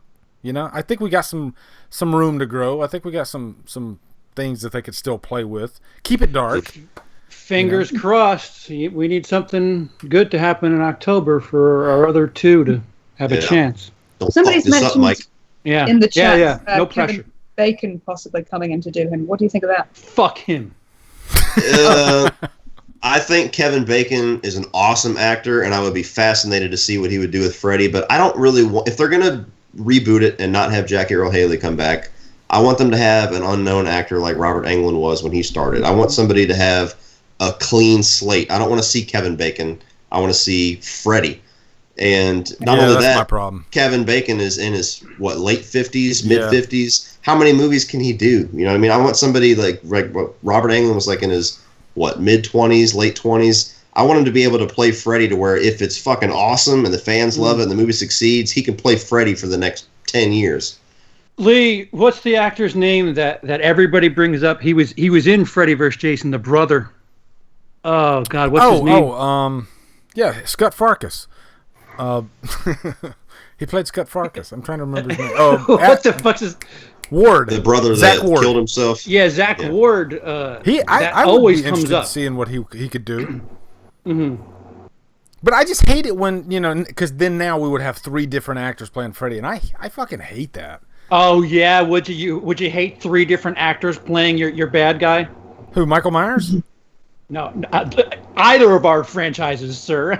Well, I mean, if they get the mask on, Jason? if they get the mask on, it doesn't matter. But when you see their face, that bothers me. Like, stick with one actor. I know. Robert Englund's done his run. Let's stick with Jackie Earle Haley and just keep moving forward. Yeah. Whoever they pick, if they stick with Jackie Earle Haley, I'm fine with that. But whoever they pick, I just want them to nail it to where we don't possibly get a 4th person, because on that point, I can't stand it when every movie they change it. Because one of the biggest problems I have with the Terminator franchise is fucking John Connor is different in every movie. Case in fucking point. There you go. I did like Kevin Bacon in Hollow Man, though, Christina. Very good point. He was awesome in Hollow Man. He was awesome in Hollow Man. Sebastian Steven was his dog. Do you guys know who that is? What now? No, go ahead, Emily. I can remember it. I was going to say, I liked him a lot in Sleepers. I haven't seen him do anything scary since Hollow Man, so he can do a subtle kind of pervy guy fairly well. You want to see some amazing Kevin Bacon acting? Check out Murder in the First. I love that movie. Stephen amazing. Is the dude who played the character in Grand Theft Auto 5, and he was in a little bit of The Walking Dead, and I don't know about that. I don't know. Cody calls bullshit on that. Get that shit out of here. Jamie, I'm sorry. I like the idea. But I'm a Friday guy, so what the fuck do I know? The thing I remember the most about Murder in the First is he stabs a guy in the neck with a spoon. For the same reason, Cody, or I think it was you that brought it up, that you hate Rooney Mara. I say fuck Kevin Bacon because he refuses to mention himself in Friday. Yeah, I agree. I agree. So- I agree with that. so I don't sorry, want so- Kevin Bacon as Freddy Krueger. I don't. Yeah. That whole thing, and this is, you almost started this today, Lee. The whole reason that people keep saying Kevin Bacon's name, somebody tweeted, I think Kevin Bacon should play Freddy. Uh-huh. And Yeah. Kevin Bacon said, I like how you think. Oh, And yeah. I liked it. Brother. So the next internet rumor is going to be that Bailey Madison's Yeah. playing fucking dancing. And it's your fault. Just so you guys in the chat know, if you don't know, today, Woody Bowen, he actually, I have it. I could switch the screen and show you. He posted, and this is a Killer Flicks question. We can just jump over to this right now since it's next. But he posted a fan cast. Like, what's your dream cast for a Nightmare movie? Let me kick this forward. Okay. So this should pop up here real soon. And he had Bailey Madison as Nancy. And so I went over to Twitter because I'm me, and I tagged Bailey Madison because we have a history. I reviewed Strangers Pray at Night, and she left some lovely words on my review. So I went over there and I tagged her. I was like, I want Bailey Madison to play Nancy, and I think that's all I said. Nightmare on Elm Street, something like that. And then she actually responded with, You're so great, haha. yeah, you're so great, haha, or something like that. And Look at the disdain in Cody's voice. I know. Get it out. Get it out, you asshole. But yeah, you can see on the screen right now. That was the Woody Bowen, who is a phenomenal designer, by the way. Who he probably drew this whole thing right here. He did. So he's an amazing artist. Oh, but, yeah. Yeah. But yeah, Bailey Madison as Nancy Thompson, Doug Jones as Freddy Krueger. Now that has me curious. That could be interesting, you know, because Doug Jones is like Guillermo del Toro's like right hand man. Yeah. Michelle Pfeiffer as Marge Thompson. We don't really care about the parents. Rod Lane, that's a porn name, right? Gotta be. Rock Harders. Rock Harder, Chest Rockwell. Chest Rock. Yeah. Brock Landers. Boogie Nights, come on. Yeah. That's one of the greatest movies of all time. I love Doug Jones, but thinks he's too tall. You think he's too tall? How tall is Doug Jones? No, Jamie in the chat saying that. I don't know. He's pretty tall. He played the Bye-Bye Man, and the Bye-Bye Man's a big hulking figure. Oh, okay. So, yeah. Freddy He could do with a good Fish role after that. But yeah, do you want to go to Killer Flicks topics? We got like 50 comments in Killer Flicks for different topics. Sure. Okay, I got it. Do you guys have it pulled up so you can, or do you have a topic in mind from there? No, just go ahead and rattle them off. Yeah, Lee. rifle them off. Okay, I'll tell you what. Yeah, I'll just go to the top, and I'll just rattle them off, and we'll spitfire them. Okay. Nick Pusa, he says, I went to college in a town that Wes Craven used to teach in, and he is the inspiration for Springwood, and has the Elm Street. They tore down the alleged Nightmare on Elm Street inspired housing a few years ago. So he didn't have a question. So that's Cool story, bro. Cool story, bro. 30 seconds, Nick. I love you, Nick. Okay. Gareth Morgan, was Freddy Krueger a pedophile? So if we're talking about just Robert Englund, what do you guys think, Cody? Yes. Yes. I think he's always been definitively. It's just they didn't play it up. CP's answer is he's fine.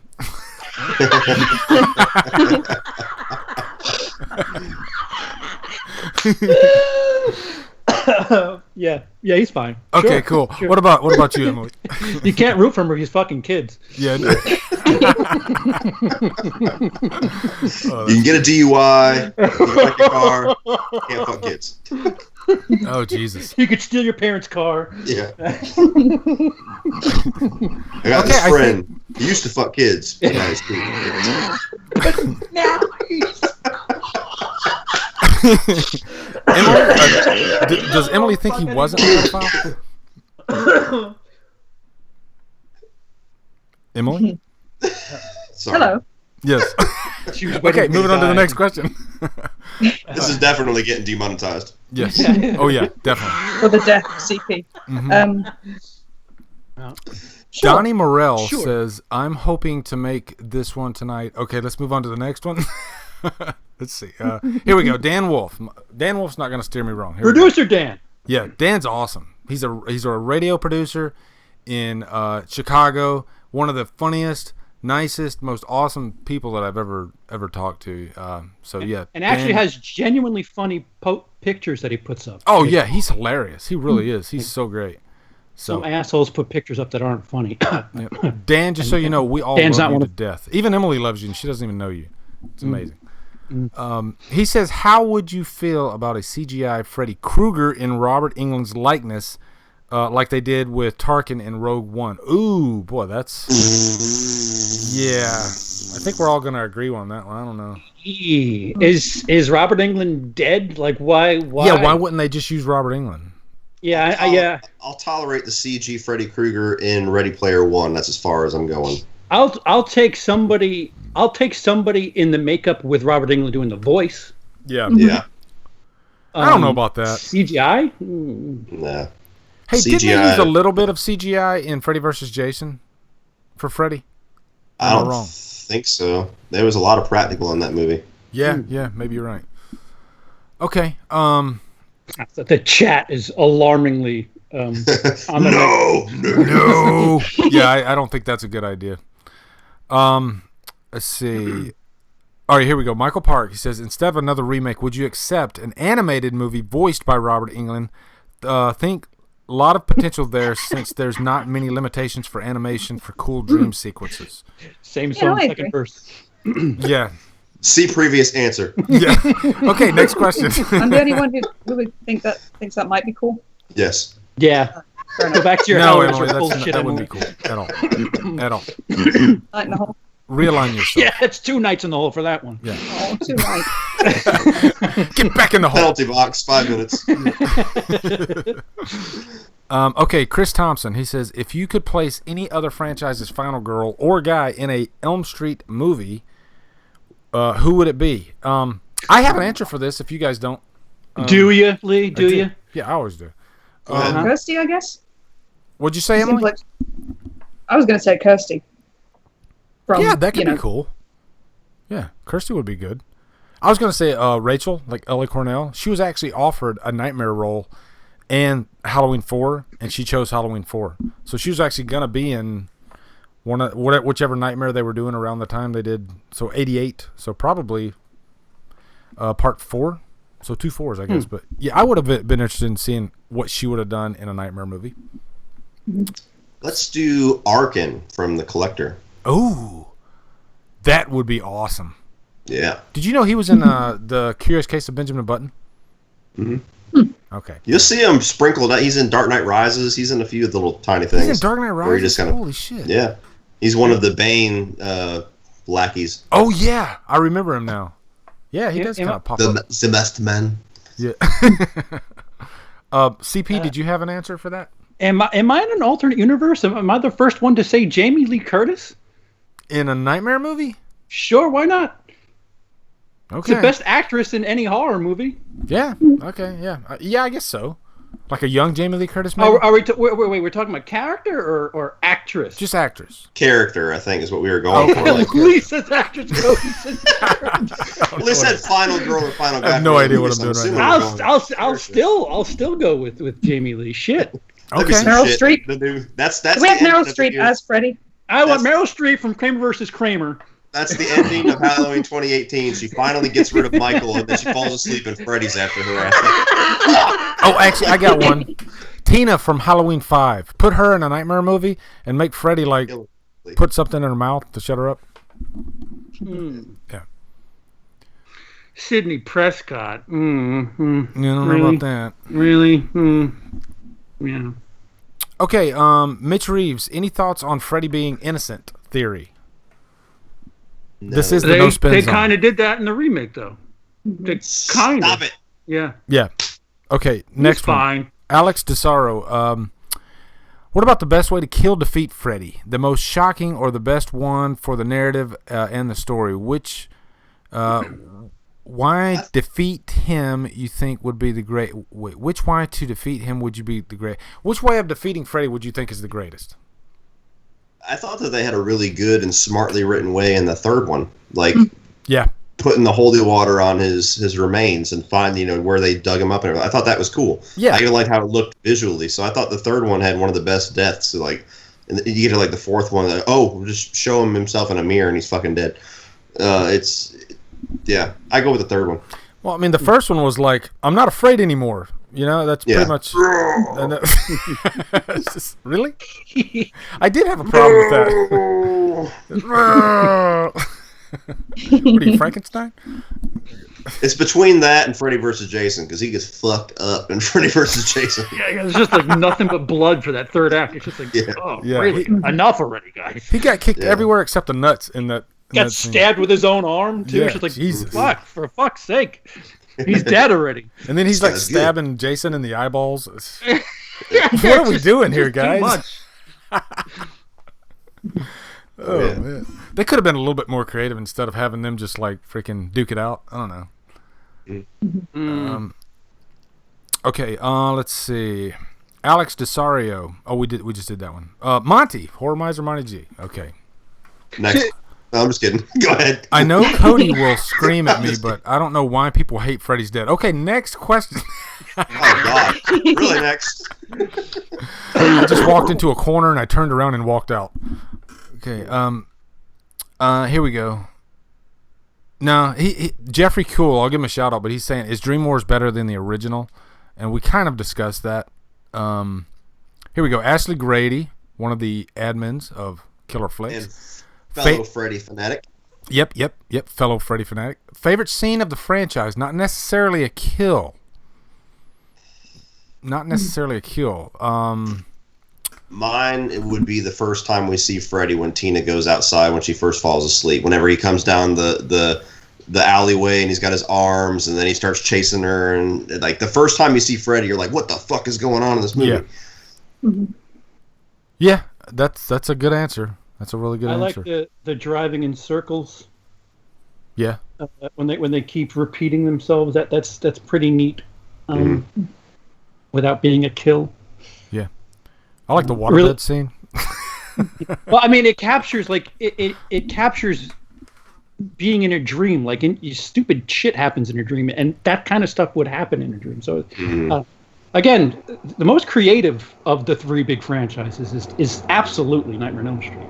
It's not even close. Oh yeah, when he chops his fingers off in front of Tina, he's like toying with her for the longest time. That whole sequence, yeah, that's probably one of the best sequences as far as like. Oh, go ahead. Wait, let me change my answer because this counts. In Freddy versus Jason, when they go back to 1950s Crystal Lake, and Demon Freddy. Yeah, that whole sequence. Oh. So awesome as a Friday the 13th fan. It's like, what? Not my fault. This bitch is dead. Yeah, what? Like Freddy's like banging the girl again. Like, what the heck? And a similar thing, he does the you thing too. When she's trying to save Jason under the water, he goes you, and he fucking flies out of the water and everything's red. Awesome. That was an awesome sequence, actually. Awesome scene. Yeah. Just fuck. Why is the best Friday the 13th scene in a not really Friday the 13th movie? CP can't win. Friday the 13th is the only franchise where an actor or an actress referred to more than one movie as a quote-unquote piece of shit. Betsy Palmer. Yeah, Betsy Palmer. She needed a car. She needed a car. That was it. Okay. I read the script and I said, this is a piece of shit. I read the script. I said, this is a piece of shit. I'll take it. Fuck. What kind of car was that again? I don't know. It was like $7,000 or some shit. Yeah, $7,000. Yeah. You gotta pay the bills. All right. Oh God. Sorry. Okay. Wolf Myers. Wolfman's got nards. He says, does every town have an Elm Street? Do you guys have an Elm Street? In your town? Not that I'm aware of. Yeah. I don't know of one. Every city around here has a Martin Luther King something. That's Martin Luther King Boulevard, Martin Luther King Road, Martin Luther King Street. Oh, yeah. Every city I go to. Well, when I was in the military, we lane. moved every 3 years, and every place we moved to had a Martin Luther King Boulevard. So, Yep. Okay. Let's see. Next one. We'll do Drewski's finally in the chat. Who? Drewski is finally in the chat. Nice. We'll do a Drewski couple McGillicuddy. more. And then we'll... I'll go to the bottom. We'll go to the bottom. And we'll do a couple more. And then we'll move on. Okay. Man, some of these are pretty ambitious. Jesus. Ambitious? Yeah. Here we go. Chris Floof Bearholm. He says, had Patricia Arquette not been recast by Tuesday night, do you think that Kristen would have been a more important character in The Dream Master? I think so. Yeah. It's hard to say because it seemed like their angle that they were going for was to shock everybody by killing all the Dream Warriors as soon as possible. So I don't know. Yeah, that's true. That would have made a difference. 15 minutes. Yeah. Mm-hmm. So I would have been more pissed. Put it that way. We're gonna do one more. It's gonna be Lee Modlin. Actually, funny enough, I just finished watching parts 3 through 5 and was surprised by the amount of Christian theology tied up in them. Have any of you ever noticed this? We kind of talked about that. Where's earlier. Bryan needing for this question? Yeah. What's that? Man, wake up, Bryan. Let's go. Yeah. Time's over. Oh, I know. Well, by the way, if you at guys it are wondering, we remembered that Bryan said that he did not own a copy of Nightmare on Elm Street, so we've sent his ass packing. Emily is the new 4th member. Yeah. Bryan Lomax has the biggest dick. Yeah, that too. Sure. He has, of course he does, but he has like the biggest DVD collection, Blu-ray collection ever. And what's the movie he doesn't have? Nightmare on Elm Street. How does that happen? What's up, Lindsay? Mother Mayhem's in the chat. Welcome.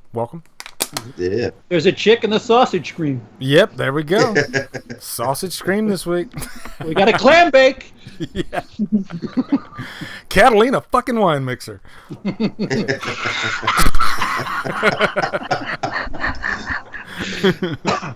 Okay, moving on. We did the Killer Flicks. We kind of talked about the reboot sequel. Like, do we want a reboot or a sequel? Emily, I want you to watch the remake because I'd like to see what you think of it. Can you do that? Sure. Okay, thanks. I've seen a couple of reviews of it already. Yeah. But I will give it an honest look. Thank myself. you. Because I liked it. A lot of people don't. I liked it. So I'd be curious to see. It's funny you say that, Lee, because it's on the counter. Like I have a stack of Blu-rays that like I want to watch in the near future, and it's in that stack. It's funny that you say that. Nice. Yeah, you know what? Throw it on one night. Just crank it up. Okay. Enjoy it. Let me know what you guys think. Absolutely. Or let me know what Emily thinks, because I know CP's seen it. I've already seen it. Yeah. I'd like them to take the direction if they're going to do a reboot or whatever. Just don't bog yourself down with the backstory and having to reintroduce Freddy and have Nancy and everything. I'd like them to take the Dream Warriors approach where the movie starts, Freddy's already been doing his shit for years, and you just start with your new victim and just go. Yeah. Or how about a Dream Warriors remake? Just do that. Or just have the concept of the Dream Warriors in the movie. That would be cool too. Kids that have like powers and shit. Yeah, like that. yeah, that'd be kind of cool. With using today's technology, I think Dream Warriors would be a phenomenal film if directed right. If you had a good script there. I mean, hell, you got the script, so yeah, I'd like to see that. But that'll never happen because they never remake sequels. They just always do the first one. So.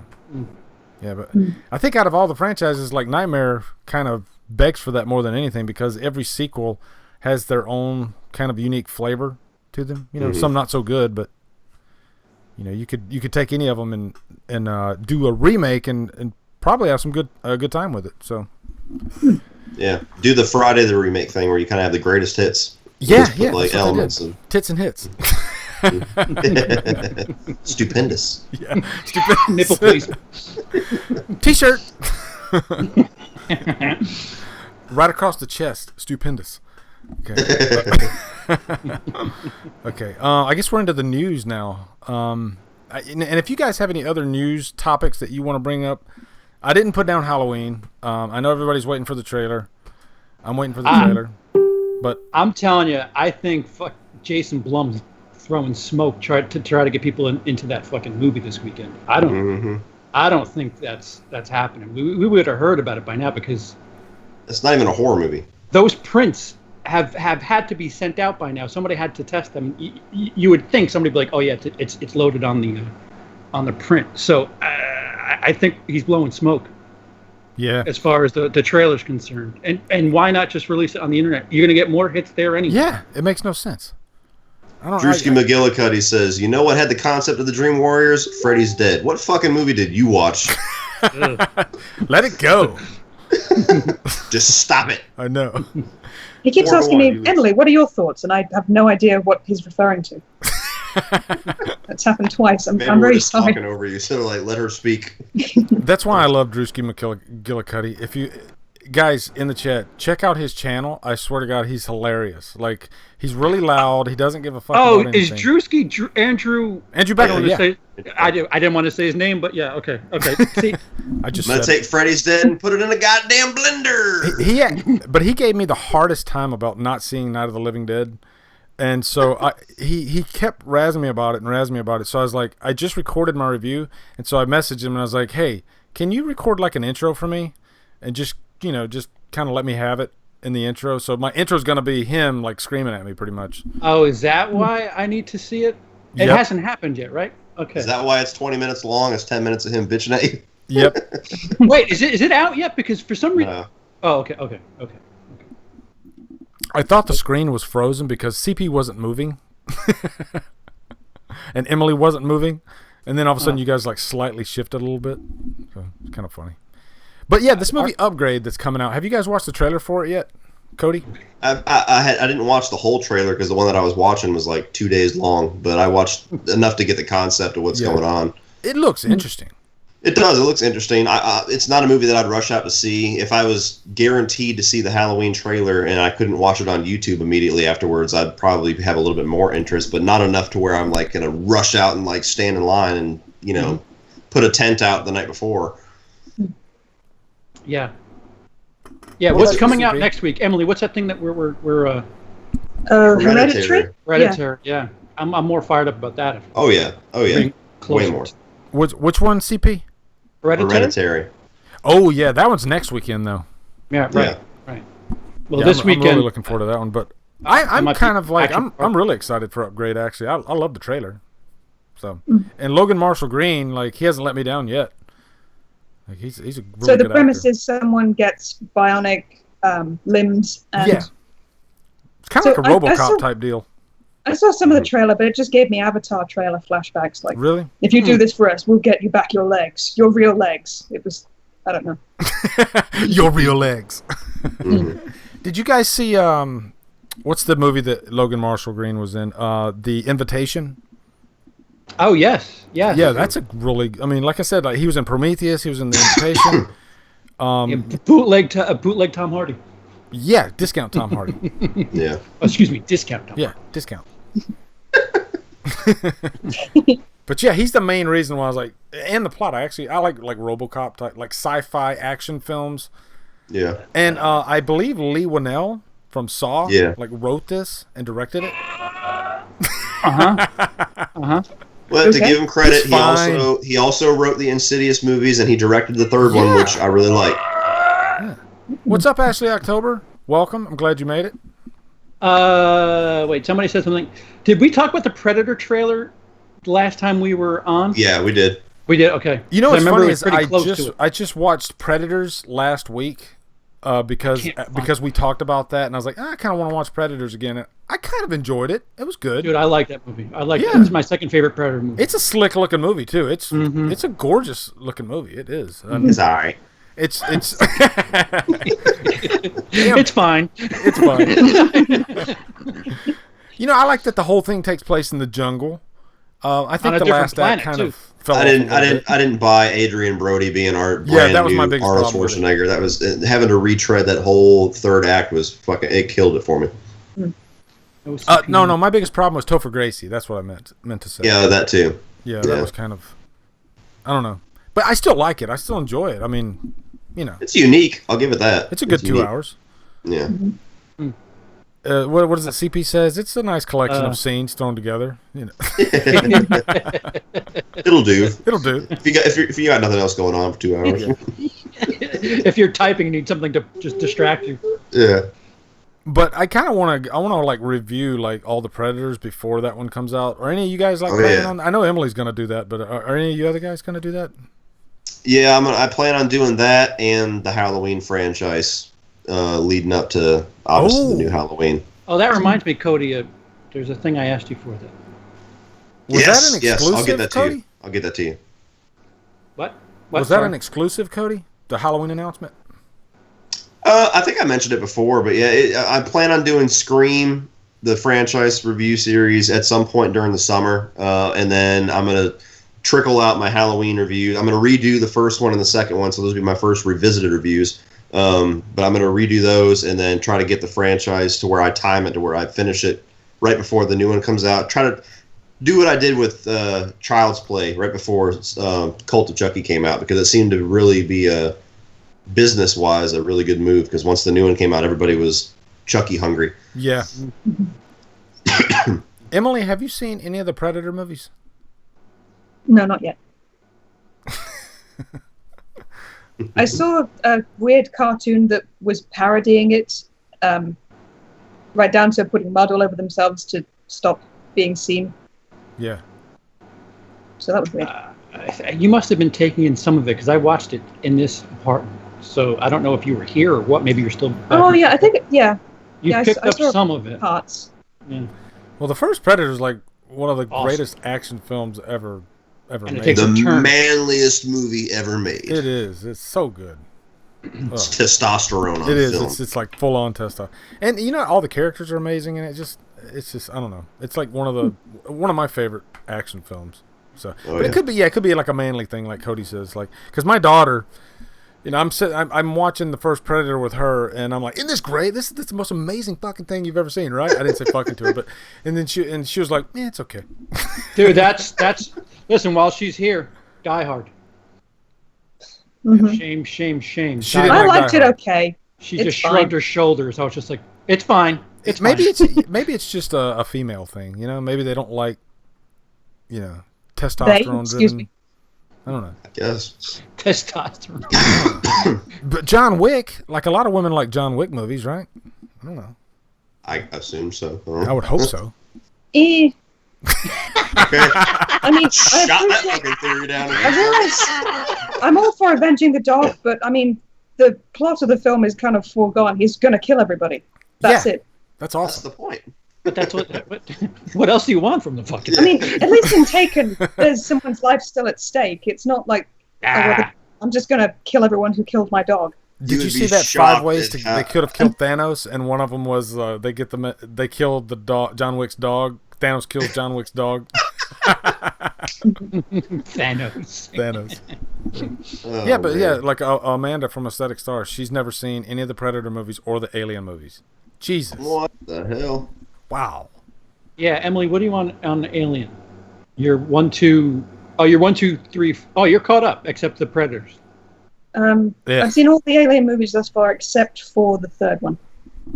Oh, You're not missing anything. Assembly Alien. cut. Make sure you check out the assembly cut of the third one. Do not do the theatrical. Okay. Yeah, and you'll be good to go. Mm-mm. Much better version of the film. Did you enjoy Aliens, Emily, the second one? James Cameron? Yeah, I'd say so. Okay. The Just skip first time I watched it, I someone heard was- an in there. just skip 3 then. You'll just hang on Yeah. with that and you enjoyed Right. Aliens. Skip 3.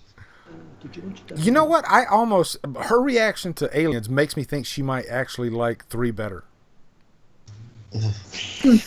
Don't even speak that shit into I'm existence. serious. I mean, if it's better than Resurrection, then yeah, it's better than It is better than I Resurrection. love Resurrection. Wow, That's the really? one. That's the movie in the franchise that I get shit for, but I think that movie's a blast to watch. It's stupid as fuck at times. it's all right. I like Brad Dourif in it. He's Brad Yeah, Dourif, he's great. Ron He's Perlman's always good. great.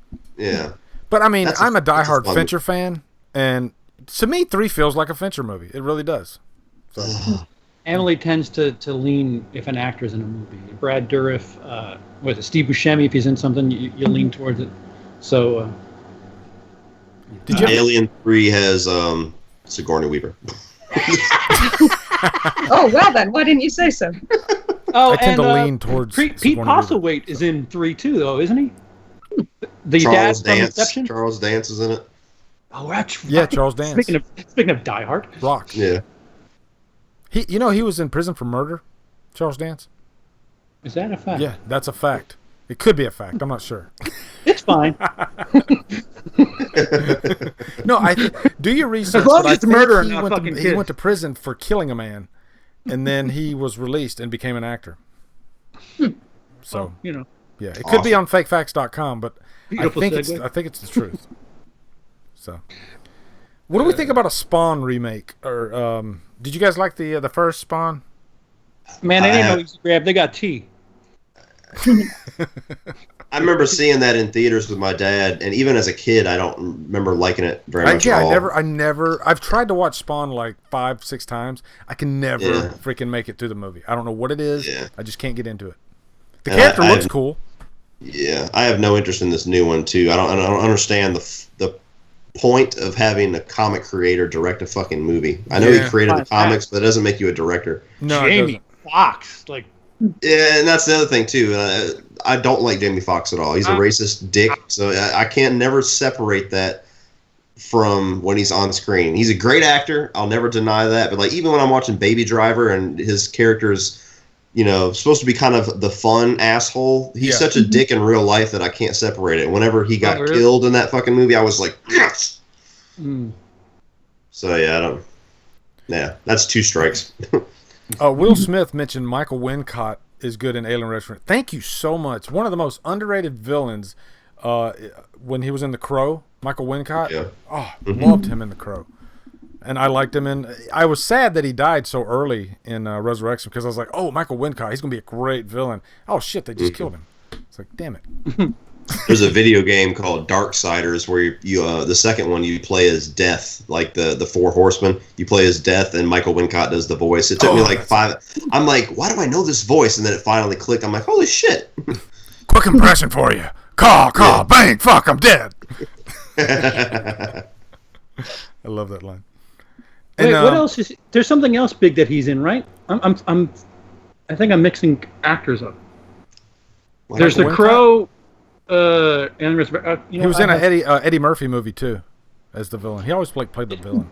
He was in it's all right. Robin Hood with Kevin Costner, who had 4 maybe that's accents. what I'm thinking of. Yeah. Yeah, that's always with his hair tied back, right? Yeah. Always plays the bad guy though. And then the last topic of discussion, it's a Rob Zombie film. It's called 3 from Hell. It's going to be a sequel, the 3rd part of the Firefly family. So yeah. You know what? I'm excited. I'll say that. But given I don't know. I mean, after 31, and I just noticed today that Rob Zombie pretty much put all the cast that's in 31 in this new movie. That's so strange. I know, right? Oh yeah, I can't wait. Yeah. Like the guy that played the little person in the in 31, he just was cast in or he's cast in this. So I'm like, oh great, here we go. So, but I love Devil's Rejects, and I do like House of a Thousand Corpses. So I'll definitely see this. I will say that. Emily, did you see House of a Thousand Corpses or Devil's Rejects? Not yet. I've been meaning to. You should. You should check them out. Yeah. I mean, the family do look genuinely deranged. Yeah. So I think that's like the most universally loved Rob Zombie films are those two. So. Oh, he's the bad guy, and along came a spider. Yep. Oh, God, sorry, guys. Yeah. It was bothering me that a van just freaking hit a brick wall out in front of my house. I airbagged with a fucking freight train.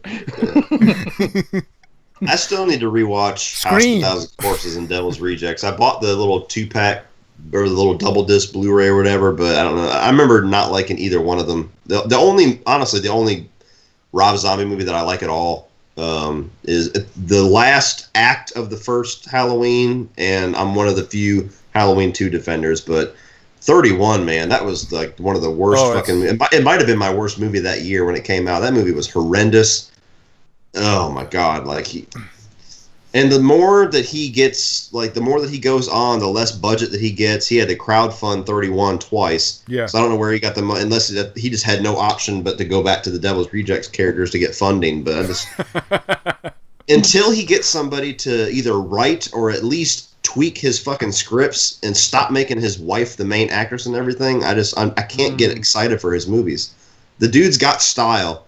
He's got a great horror movie in him somewhere. I know he does, but he's got to have some fucking strings on him. He's kind of a one-trick pony, though. Like he has a style. He does. Yeah, everything's got to be 70s grindhouse porno, brownish orange Alice, hue. Yeah. Yeah, it's until somebody can at least write his dialogue or tweak his dialogue or somebody tell him that's motherfucker, what are you talking about, motherfucker? Yeah. His dialogue's motherfucking fine. Yeah, I know. You forgot. That should be on a shirt. It's motherfucking fine. This motherfucking cunt's talking about his motherfucking cunt in dialogue. I don't know what the fuck he's talking about, cunt. Yeah. So no, the T-shirt would say, "I would skull fuck the shit out of you."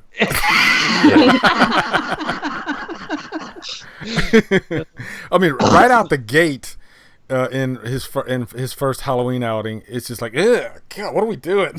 It's that whole first act I can't stand. Oh, I can't either. I was just gonna say that if you get past the first act, the whole childhood thing then it gets good. Halloween, yeah, it's tolerable. It's quite okay. But the first act is just like, oh, fuck yourself. This is way too trashy. He might as well have had his characters take a crap on the floor, you know? Yeah. Oh, cool. Michael Myers has a fucked up family life. Yeah. Oh, awesome. This is his family? Are you shitting me? Got to say a big hello to Michael Trapson, who just entered the chat. Good friend of mine. And, I was watching a couple of your videos today, brother. Great stuff. If you haven't seen Michael Trapson's videos, dude's got like 200,000 subscribers. He's amazing. But, yeah, Michael Trapson, good to have you in here. Yeah. Yeah. Oh man, very talented, well put together videos. Huge Michael Jackson fan.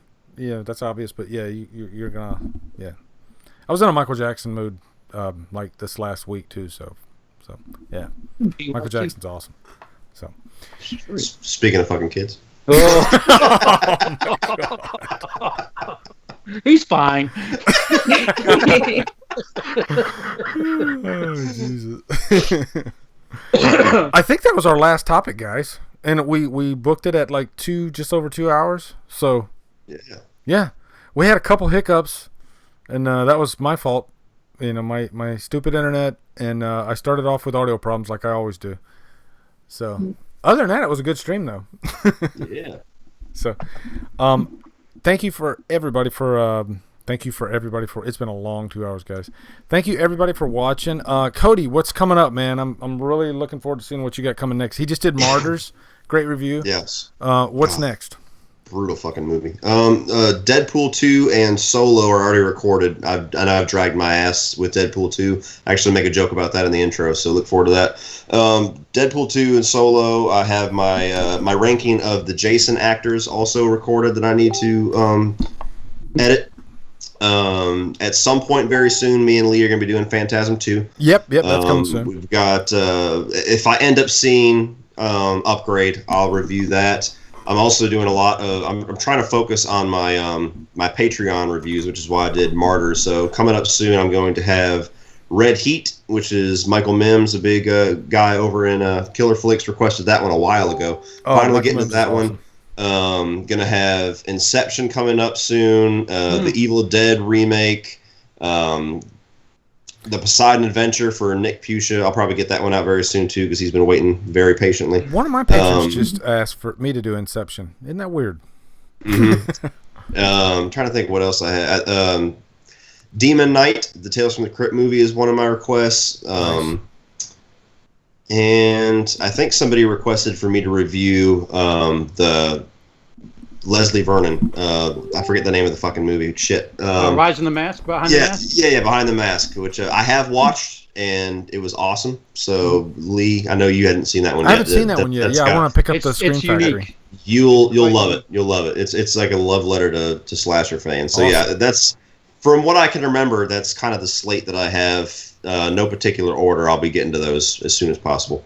Sweet. Glad to have you back. CP, what's next on your docket?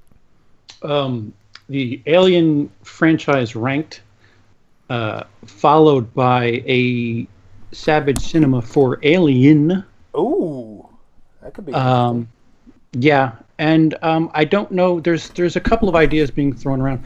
I just started putting stuff together for my marathon, which means I got to start asking people for videos. so there's that. I haven't been pumping out as much as my new schedule because there's a bit of a health issue, but Man, you're in my prayers, brother. I'm hoping. Well, it could be nothing. That's the problem. That's the problem with these. And MRI is fucking expensive. I didn't realize just how ridiculous it is. I could just have a really bad case of bronchitis, but they want to look inside my chest, and I don't want to say that it can't be something serious. So hopefully it's just something that isn't that big a deal. But who knows? If my Friday the 13th ranking added to this in any way, I apologize. Number one.